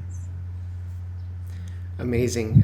Thank you so much, Dr. Soetoro, for taking the time to be with us at our conference today. It was an honor and pleasure to have you and to hear about your amazing ideas. If any of you came up in those 30 seconds with a great idea, please feel free to share it in the chat, and let's keep that inspiration going. Thank you again, Dr. Soetoro. Everybody stick around. We have a quick special presentation for you coming right up. All things and what they used to be. What about this overcrowded land? How much more we use from men? I don't know about you, but I'm feeling genuinely inspired by our speakers today. The Obama Foundation has truly created a platform for our community leaders to engage with each other across a vast region and amplify their efforts. To show Guam's appreciation, I'd like to introduce one of Guam's very own Obama leaders, Senator Regine Bisco-Lee, who has a special presentation for Dr. Soetoro and Andrea. Hafa Senator. Hafa Lauren, Hafa Guam, and Hafa Andrea and Dr. Maya. I am so honored to join this morning's proceedings, and a warm Sizus Ma'asi to University of Guam and all of our participants. And I know, as Lauren said, we're all coming away so inspired, and I wholeheartedly agree with Dr. Maya that we need to continue to remind ourselves about the focus on holistic wellness, especially during this very challenging time, and that we all continue to work hard to build bridges, to harness our indigenous wisdom and remain really connected to each other. And it gives me great pleasure to introduce a resolution from the Guam Legislature. This is resolution number 326-35 COR, introduced by myself, Senator Amanda Shelton, who is also on our call, Senator Will Castro, who's also joining us today, and all of the members of the 35th Guam Legislature. Relative to recognizing the Obama Foundation for the establishment of its Leaders Asia Pacific program and its commitment to progress and opportunity in the Asia Pacific region and its values-based leadership, and commending the inaugural cohort of members of the Obama Foundation Leaders Asia Pacific program as key contributors to the University of Guam's 2020 virtual conference series on island sustainability. So this resolution is resolved by the Committee on Rules. It recognizes the Obama Foundation leaders, and I'm just going to take one moment once again to shout them all out. So leaders from Guam, including Dr. Austin Shelton, Attorney Julian Uggan, Cara Flores Mays, myself, and then also many leaders who have contributed to our UOG sustainability program this year, which include Tenia Lestari from Indonesia, Dr. Renzo from the Philippines, David Lawrence from Papua New Guinea, Alice Mahar from Australia and Timor-Leste, Breanna Rose from Hawai'i, Jerry Winata from Indonesia, Rashvin Singh from Malaysia, and of course, we couldn't do this all without Andrea Park, our Manager of International Programming at the Foundation, and Dr. Maya Soetoro Ng. Thank you so much, ladies and gentlemen, for joining us, for being with us. I'm so honored to be on this call with you and so inspired by all of your work. And really, it's really such a pleasure for me to be able to present this resolution to you on behalf of the people of Guam and Legislature and Guahan. Just a very warm and maasi thank you from the bottom of our hearts. We really appreciate you. And if Senator Amanda Shelton or Senator Will Castro are on and would like to also give some short remarks. Hi, Senator Shelton. There we go. Okay, unmuted myself. CIS Masi, Senator Regine, and thank you to all of the Obama leaders on the call for your inspiring presentations today. Thank you very much, Dr. Maya. And I just wanted to say too how proud I am of my brother for being an Obama leader, and everyone here who's doing great work for Guam and great work in all of the different areas that you're from. I greatly appreciate everything that you shared, and I think it's especially important today for all of the young people who are on the call to hear this call to action and encouragement that you're all giving, and for everyone here who has been working towards this island resilience for all of their life's work to continue to be encouraged by the work that you do and the inspiration that they give. So CIS Masi. Hafade, Madam Chair. Thank you so much. It's indeed a distinct privilege to have been invited to co-sponsor a resolution that acknowledges such a prestigious foundation with international reach that is obviously creating lasting. Everybody on the panel who's here from throughout the region, thank you for this amazing experience. The chair asked me to limit it to a minute, and so that'll take out all my other commentary. But speaking of amazing people, I want to say publicly that I respect and honor those from Guam and love them for their work. And in short, Attorney Julian Uggan is a champion of Chamorro rights. Dr. Austin Shelton, you have my love and respect as a champion of sustainability. Cara Flores Mays, she's a creative genius with just authenticity. Appreciate that. And of course, Madam Chair, you certainly didn't put me up to this, but I want the people here today to know that you're a dynamic leader. And for all of you throughout the region and throughout the world who are not aware, Senator Regine Bisco-Lee is a senator, and she's the chair of the powerful Legislative Committee on Rules. And so it's wonderful to have her represent the people of Guam. She's doing a great job balancing both the rules of the House of the People, the rules of her household, and in advancing the mission of the foundation. So congratulations to all of you. I share and love and appreciate and support your work. Thank you so very much. And thank you very much, Senator Castro and Senator Shelton, for joining us.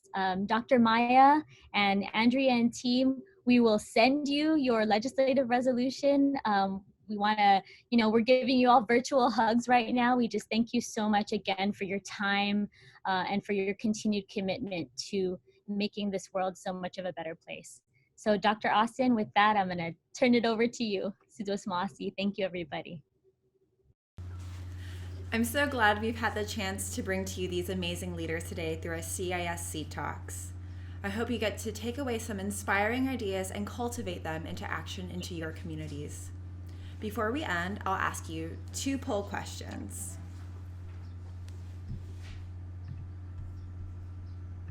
First question, rate your level of inspiration to create change in your community to achieve a sustainable future. So for those of you on Zoom, you could see these poll questions and you could participate. For the folks watching us on Facebook Live, I'm sorry that you can't participate in the polls, but feel free to write your answers in the comments. Okay, I'll give you guys about 5 more seconds. 5, 4, 3, 2, 1. So it looks like folks are walking away from this presentation today extremely inspired, and I'm also inspired. So it's just nice to know that there's other people who are going to create change wherever they're at. Okay, second question. How many new ideas do you have after listening to today's session? Don't be shy if you didn't have any ideas, because sometimes inspiration takes some time to percolate and you get to incorporate something that you're passionate about later. If you've come up with some ideas, please share them, and I hope to see them come to fruition. So we'll have about 5 more seconds for this poll question. Okay, 5, 4, 3, 2, 1. Looks like most folks got 1 or 2 ideas, which is great. 1 idea is plenty. And for the folks who have found 3 or 4 or 5 more ideas, that is just awesome. So I hope we get to hear more about your ideas later. Thank you all for attending week 4 of the University of Guam virtual conference series on island sustainability. And thanks again to our partners and sponsors for helping make this virtual conference series possible. Now we'll transition to our 30-minute virtual networking reception with Obama leaders Breanna Rose of Hawai'i and Cara Flores of Guam. Please share some of your ideas worth cultivating in the chat during the break to get the conversation going. And if you can't make it, we hope to see you at next week's program on traditional seafaring navigation with Master Navigator Larry Regatal of Wage and Lamotrek Yap, Master Navigator Nainoa Thompson of the Polynesian Voyaging Society in Oahu, Hawaii, and Director of the Native Canoe Program, Vince Diaz. This will be next Friday, Guam time, from 9 a.m. to 10:30 a.m., and Thursday if you're across the dateline. Suzuas Ma'asi, and have a great day. Viva Island Sustainability.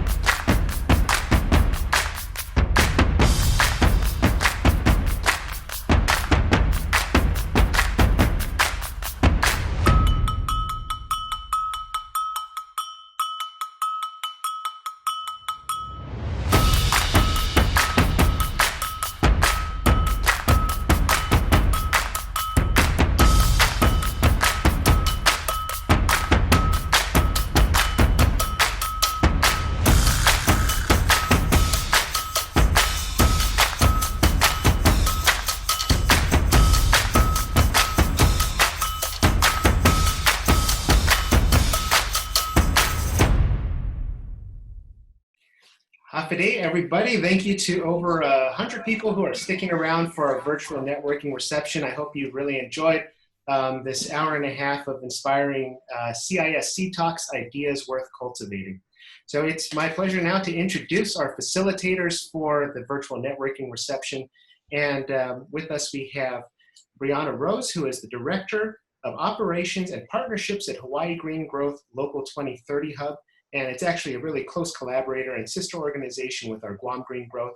And Breanna works with HGG to advance locally driven solution to achieve United Nations Sustainable Development Goals through the Aloha Plus Challenge with the Local 2030 Islands Network. And it's a platform partner with this conference, so we're really happy that they're a strategic partner with us and the Global Island Partnership. She's worked with network-based initiatives for nearly a decade to advance local and global impact through collaborative action, and she's also part of our Obama Foundation's inaugural Asia Pacific Leaders Program. Hi there, Breanna. And we have Cara Flores, the founder and director of Duk Duk Goose, Inc., a Guahan nonprofit that aims to equip the next generation of protectors through indigenous media that affirms indigenous identity and amplifies indigenous voices, stories, and knowledge from Guahan and across Micronesia. Flores has worked in culture-based media for over 10 years now and is part of the Obama Foundation's program also as an Obama leader. So thank you, Breanna and Cara, and please take over our virtual reception. We're glad to meet everybody here with us today. Hafide from Guahan, we're so grateful to have you with us today. It was exciting to hear some of the wisdom and thoughts that our fellow leaders and Andrea and Dr. Maya had to share with us, and I'm excited to be hosting with Breanna Rose today. Hafide and aloha. As Austin shared, my name is Breanna Rose, and I'm really happy to be here today co-moderating with Cara. Yeah, I'm just so honored to be part of the Obama Foundation Asia Pacific Leaders Program with the incredible people that you heard speaking earlier about their work. It's really inspiring, and we're really happy to be opening up the discussion to all of you. So we'll be your moderators for today's virtual networking session, and we're excited for a rich discussion with all of you on how to navigate our islands and our island Earth towards a more sustainable future. So COVID-19 has really prompted us to rethink how we do things across the board, as individuals and also as a collective. But one of the things that remains constant is our need to connect and to stay connected.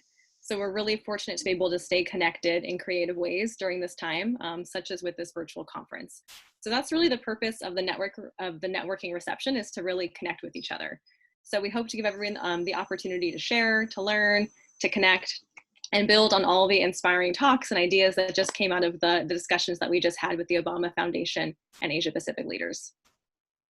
So we're gonna explain how this is gonna work. In a few minutes, we're gonna open up the floor to all of you, but first, we're hoping that everyone will join in, turn on your video for this happy hour or coffee hour, whatever your time zone may be, and we welcome you to use the chat box, literally.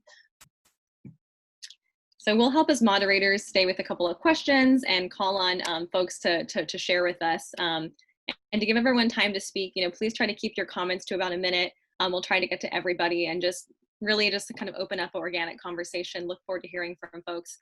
But first, we're going to start with a couple interactive questions that you can do both in the chat box and on videos. So extra prompt to put your video on if you haven't done so yet. As Breanna said, before we open up the floor, we're going to begin with a couple of rapid fire questions for everyone. So you'll answer these questions by waving or giving a thumbs up in your video. So you can actually do so real time all together. Or you can also type your answers into the chat box for a couple of these too. So to get started, wave if this is your first Center for Island Sustainability Conference session.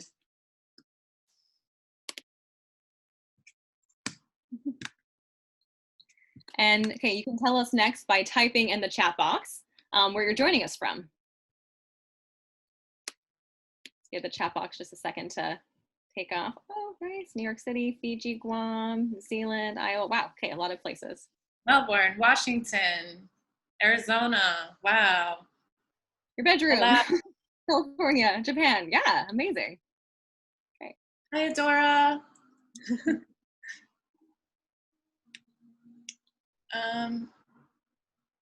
Okay, Wow, we still have folks typing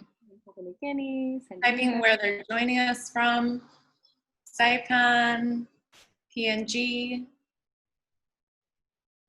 Indonesia. It's so great to have all of you joining us from all over the world today. We're excited to see you know, the input that everyone from across the world can give. Let's go ahead and wave at the camera or the chat box if you've had your first cup of coffee today. Who's had their first cup of coffee? Okay, now why don't you wave at the chat box if you need a cup of coffee, also fine. Or wine. Or yes, depending on your time zone.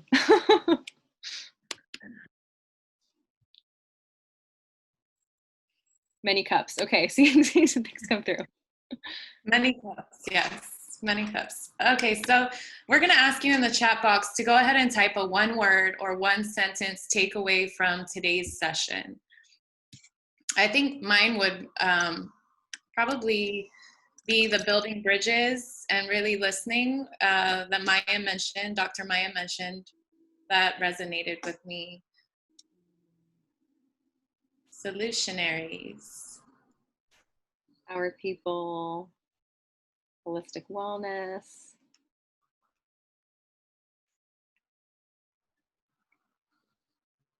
Gina from Arizona mentions the intersection of climate and peace.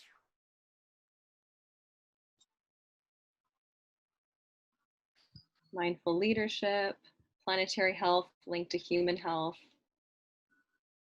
And Dr. Renzo asks, are we ready to consider health systems that consider climate change?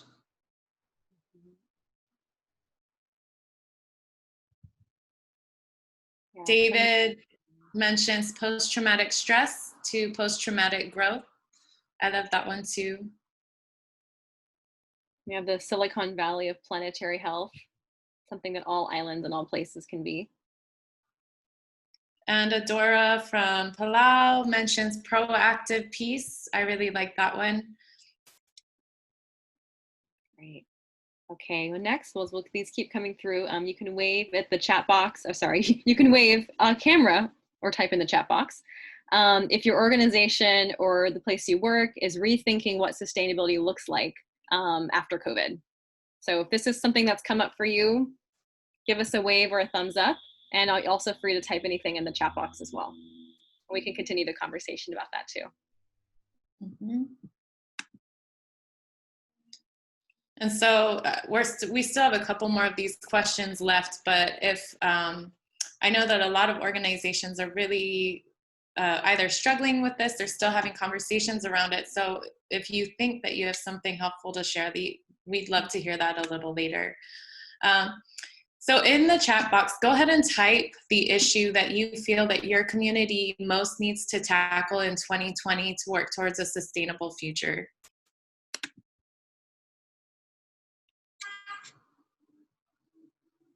Sustainable agriculture, waste, hands down, food security, again.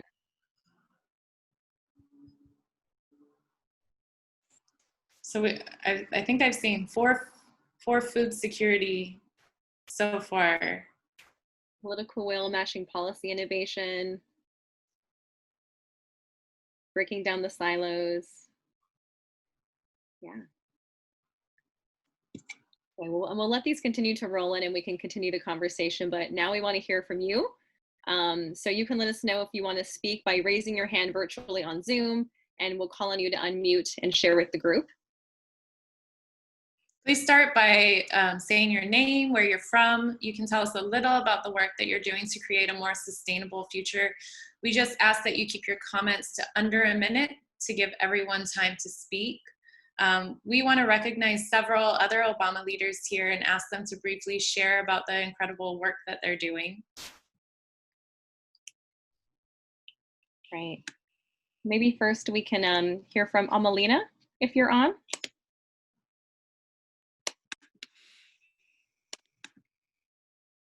Do we have Amalina? Is Amalina here?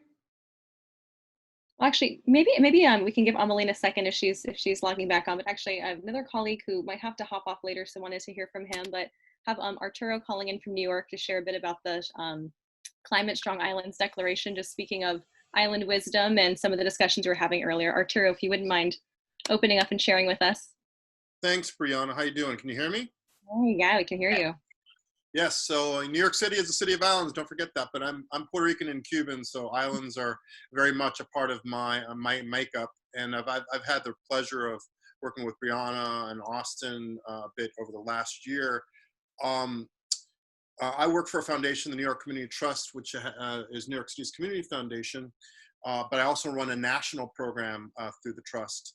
And after Maria hit Puerto Rico in 2017, a group of community foundations began discussing issues of island resilience, climate resilience on islands, island innovation, much of which we heard in the presentations this afternoon when it comes to sustainability and climate resilience. So beginning at the Global Climate Action Summit in California, we began a series of climate strong island dialogues. We had one there, not on an island, but on a peninsula in the south of San Francisco, at one of the most sustainable buildings in California, actually, an environmental education center there. We continued having a Climate Strong Islands dialogue during Climate Week, and that's the first time that we joined forces with Hawaii Green Growth and the Global Island Partnership. And we had a bunch of US island jurisdictions join us and a bunch of islands that were participating in Climate Week that year. It was an incredibly rich discussion. We had another dialogue in Puerto Rico that Austin flew out for at the end of February.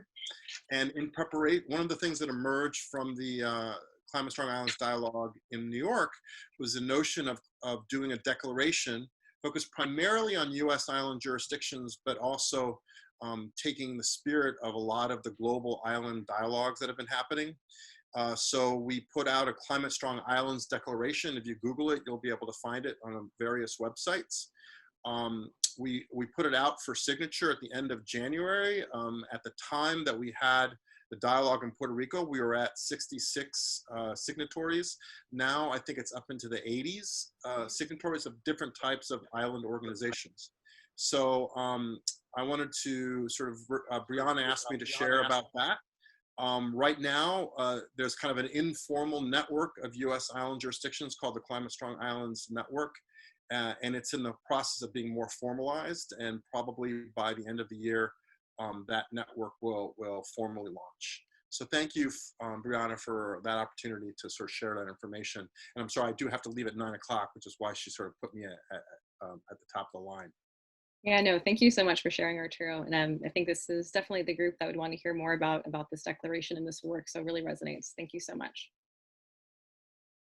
Excellent. And we want to open the floor to any others that either want to build on what Arturo just shared or share about the work that you're doing that connects with that.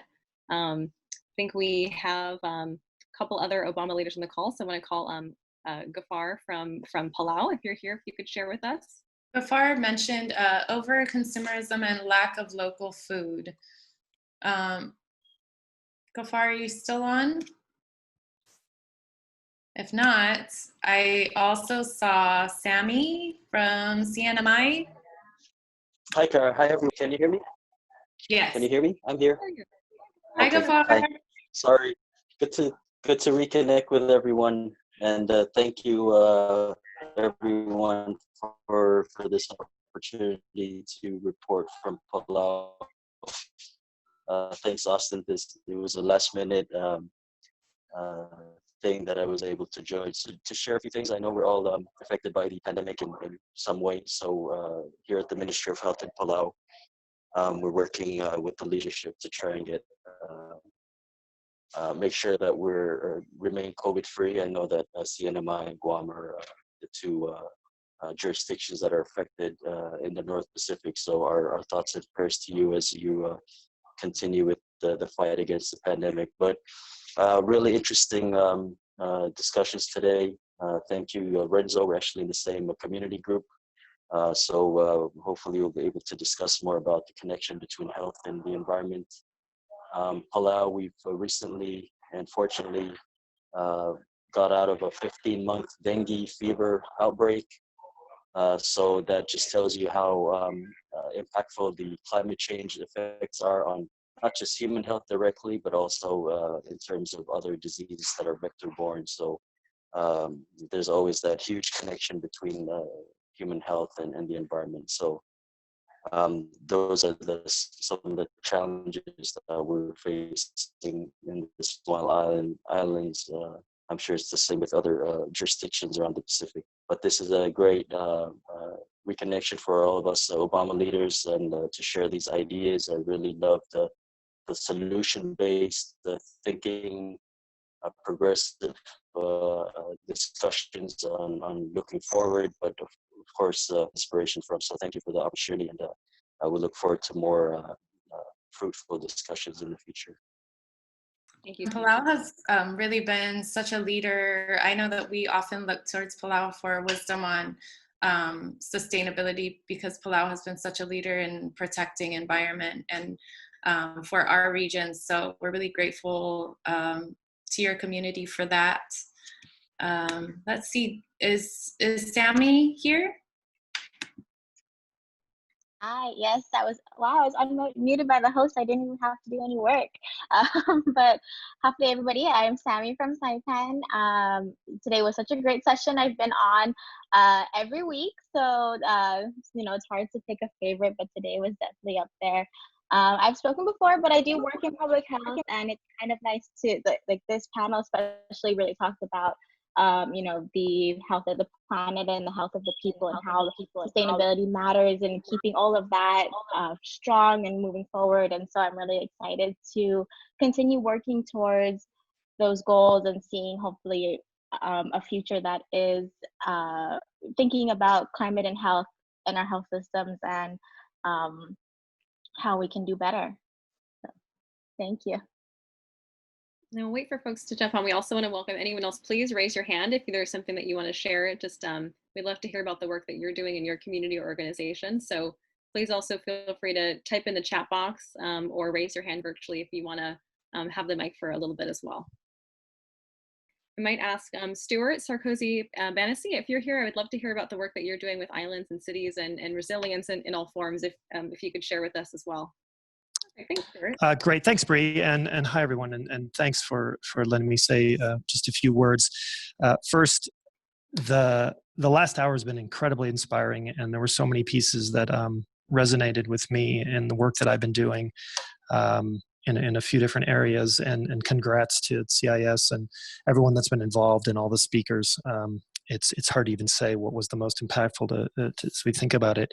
For those who don't know me, again, my name is Stuart, and I've been working with a few different organizations focused heavily on resilience and the development of recovery across islands and ocean and cities, and most involved with Global Island Partnership, who you all know, but also a group called SMILO, the Small Island Organization, and doing work around certification for very small islands and sustainability, as well as with the Global Resilient Cities Network.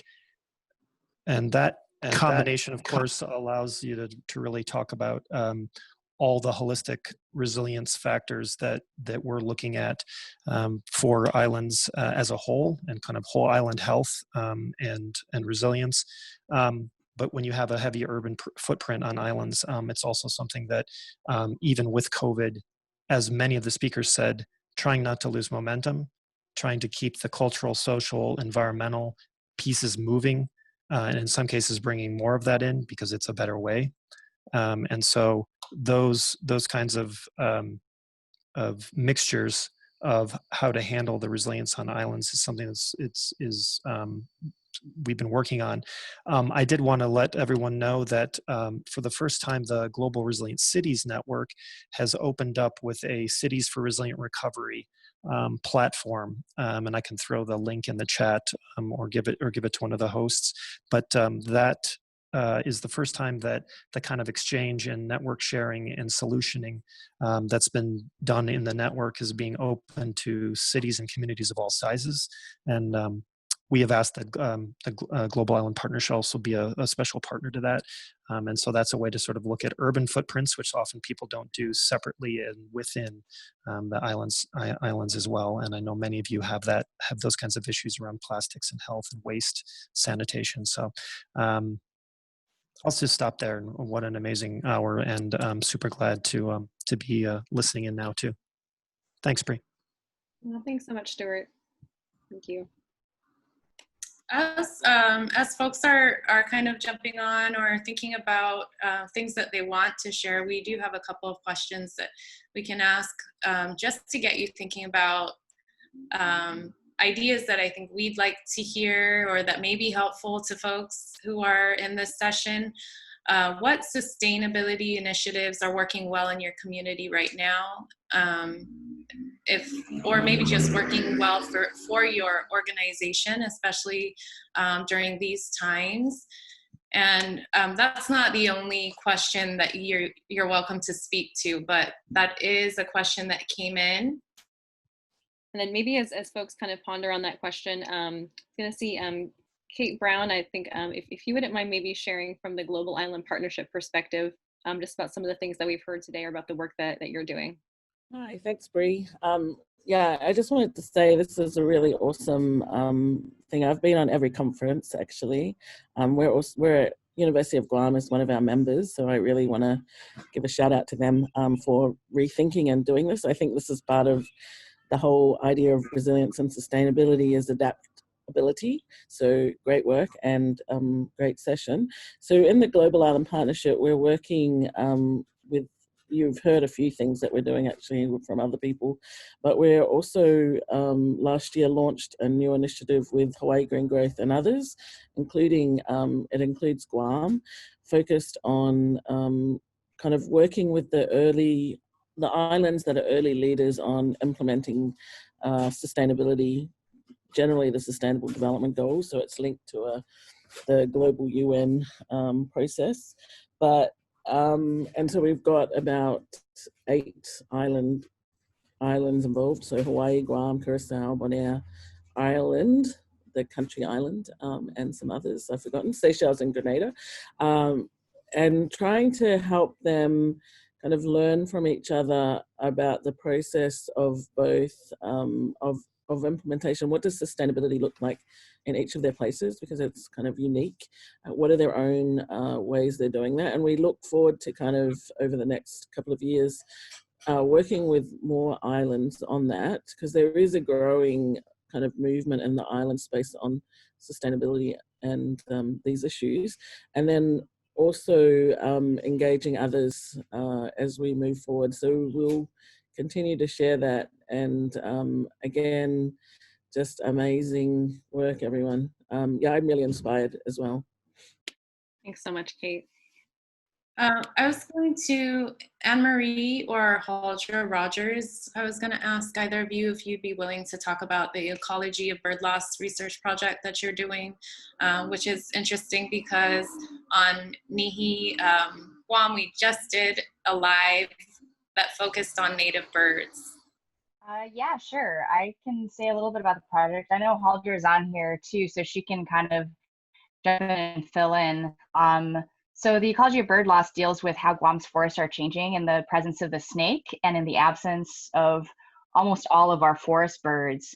And, you know, birds are important. I think everybody across any of these Pacific Islands knows they're important, you know, kind of culturally and visually, but they're also very, very important ecologically.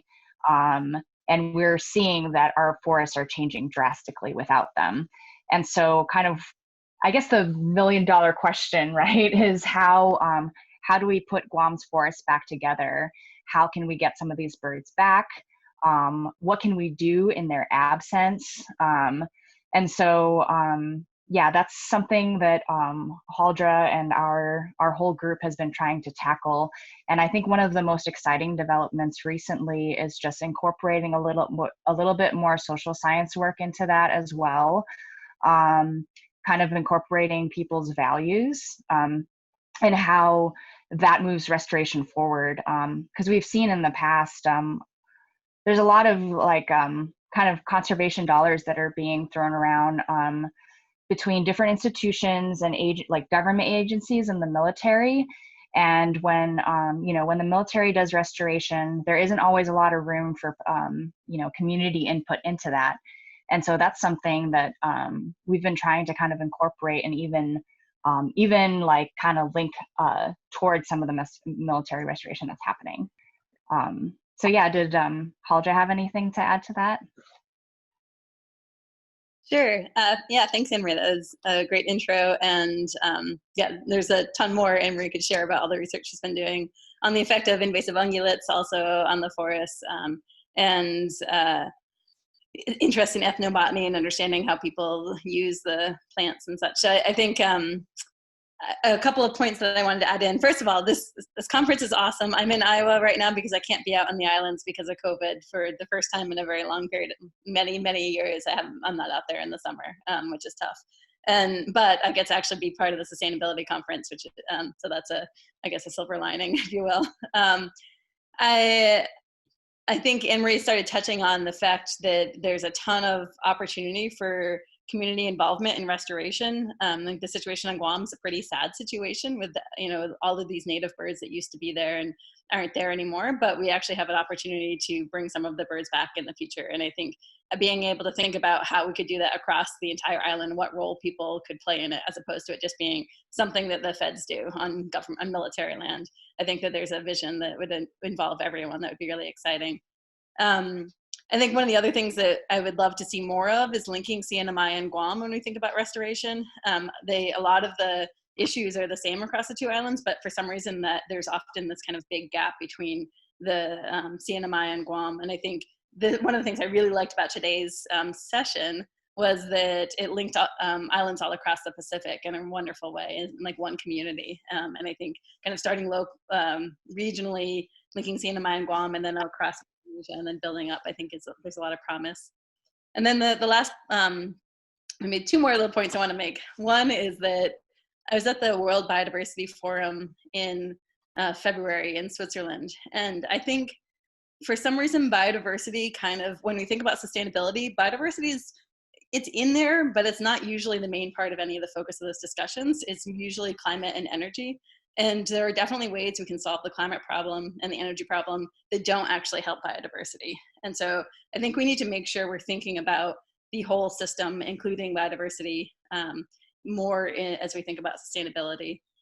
And then finally, one of the things that I have Lauren mentioned in the notes, but I think when I first moved out to Guam and started doing research on snakes, it seemed like most of the leaders in the environmental field were people like me who came from outside and came in and started doing research. And it's been one of the things I've tried really hard to do is train a lot of local people. And I love seeing the faces of leaders now and kind of how the people who are in all these positions are now people who grew up, from the islands. And I think that's a really great change. So thanks for the opportunity to speak today. It's been a really great and inspiring session.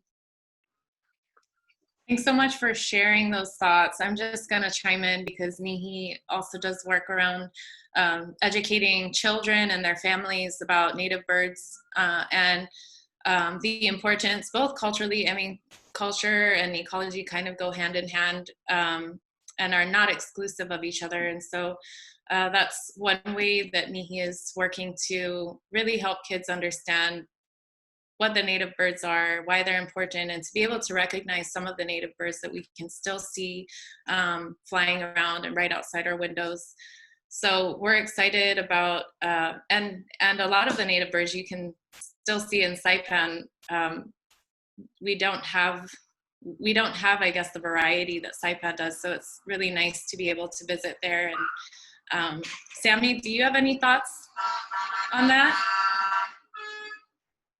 No, I think that's great. I mean, it is such an important conversation to really talk about the Marianas region and not Guam versus CNMI. Even just saying Saipan, because Rota has a beautiful bird sanctuary. So the islands of the CNMI have, still have their local birds. So I hope that we have a lot. I mean, COVID has really opened the doors for us to have these conversations online. I know a lot of our aunties and uncles are very resistant to talking this way. They're like, oh, I don't need to use that. I'll just, call you or I'll go to your office. And now we can't do that. So this kind of, and that's good and bad, but this kind of opens the doors for more people to get in on the conversation.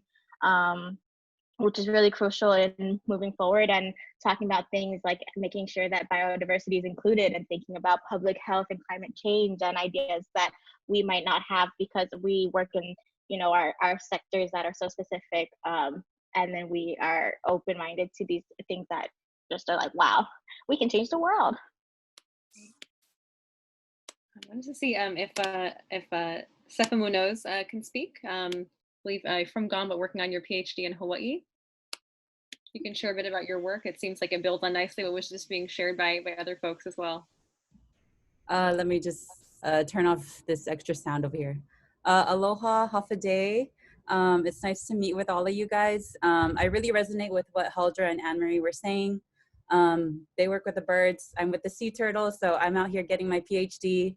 And like you said, I'm very excited that we have more of the local people doing more of the natural work, the scientific work. So I feel like this also, we have to change the image of a scientist and, broaden our concept of what a scientist is. So, you guys are women scientists, and then we can also have scientists that are women, Pacific Islanders.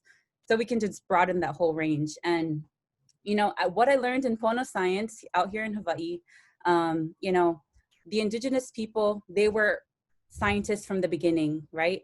So they, through all of the practices that they've, I guess, what's the word? Not cultivated, but,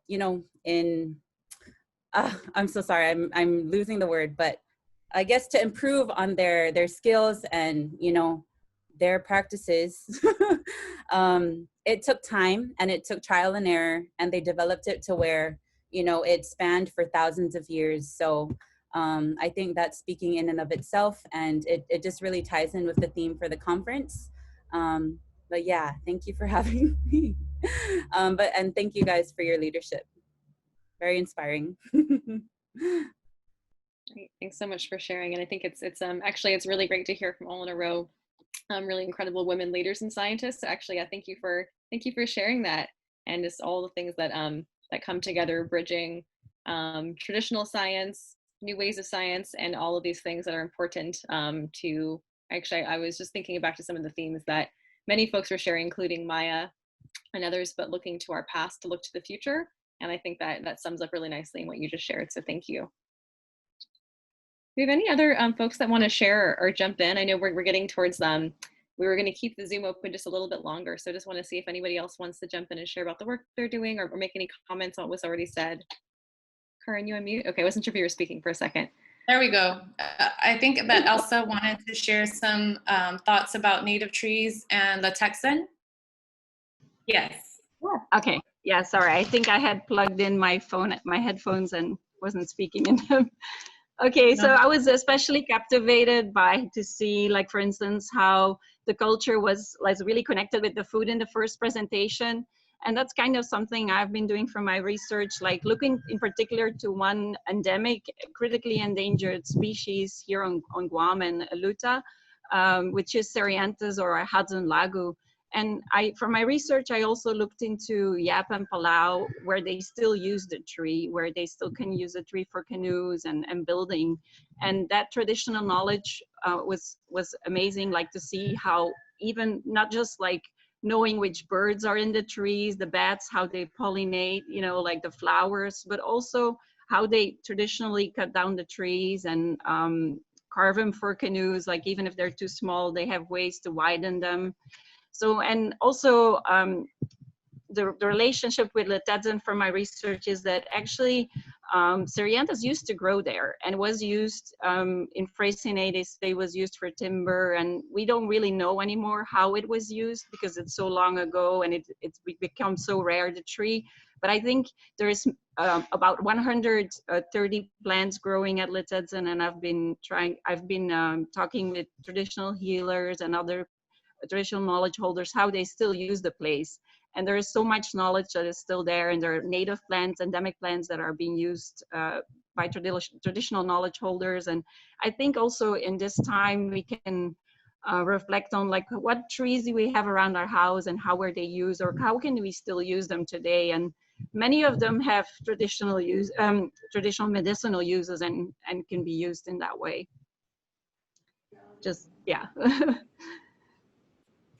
There's a lot of wisdom around in the islands, and in Luta, there's some similarities when you look into like Forest Syrianthus, how that tree was used in different islands. And I also looked into either the Southeast Pacific region, and it was also used similarly there.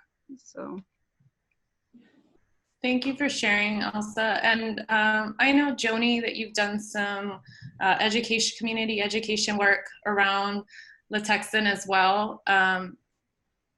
Not to call you out, I know that some people aren't able to unmute right now, but is there anything that you'd like to share with us about Latexan? And on that same note, Lauren mentions that she'd love to see effective strategies for slowing down and stopping rapid development in areas that have important cultural and ecological flora and fauna or significance. So if anyone would like to share, Joni, is that something that you wanted to chat about?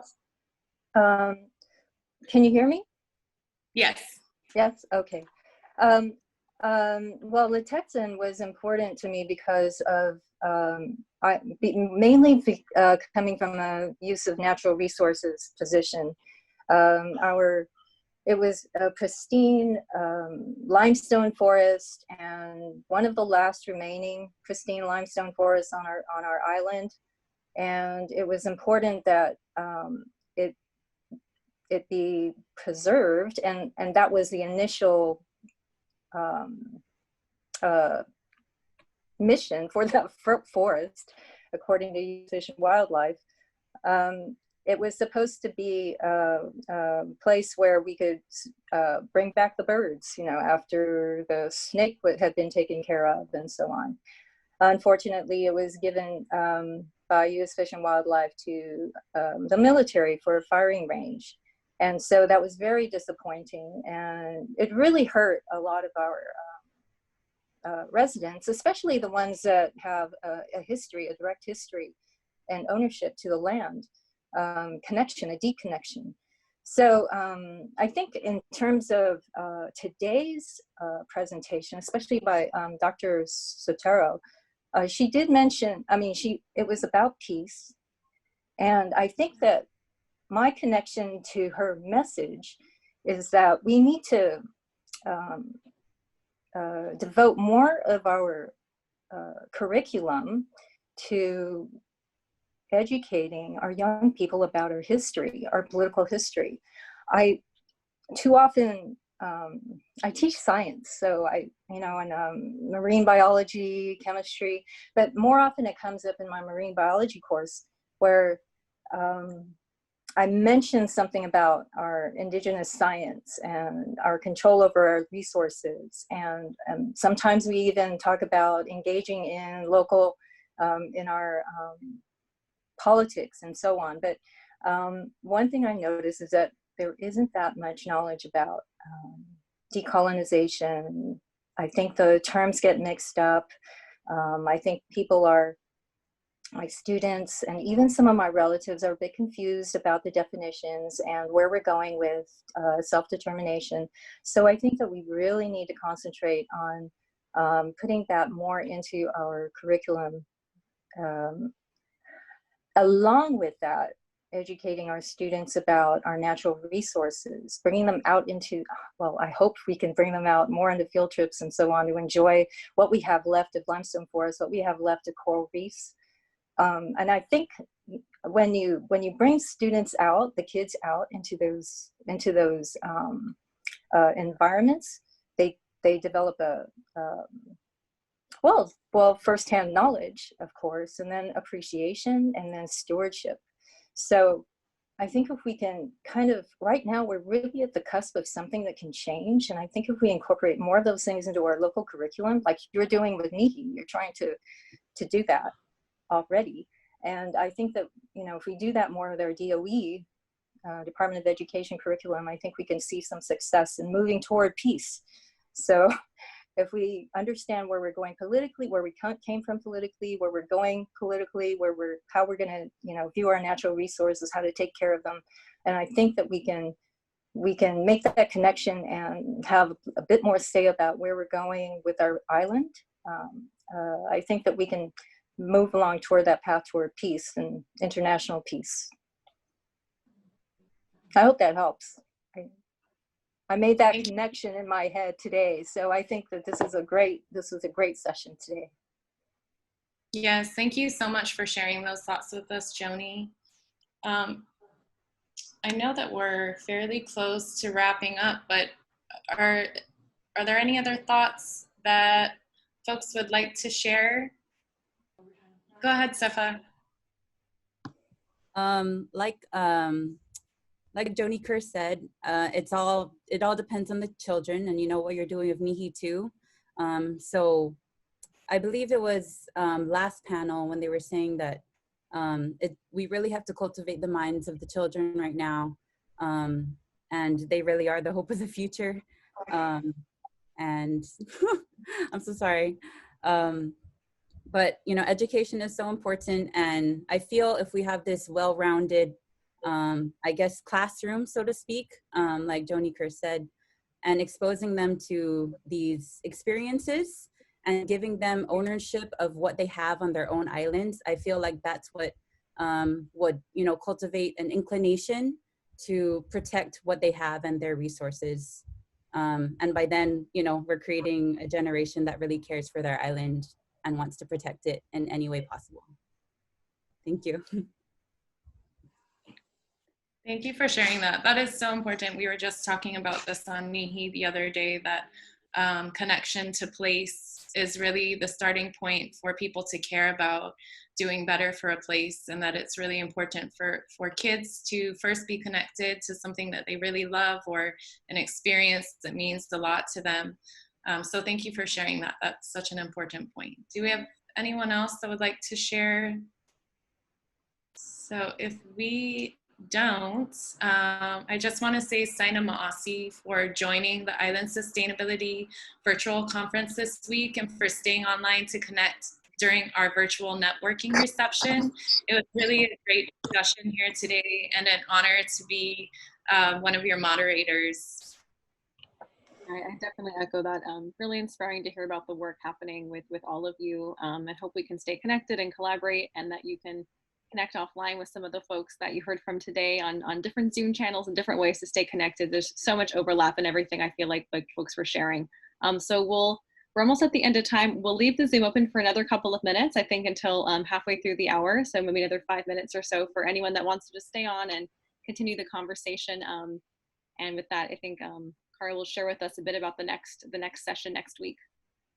So we hope that you can join the next session of the virtual conference series. It's the same time next week on traditional wisdom, navigation, and voyaging and seafaring with leaders from across the Pacific. So Saina Ma'asi again, it was great seeing all of you, and until next time. Mahalo nui. Thank you so much, everyone.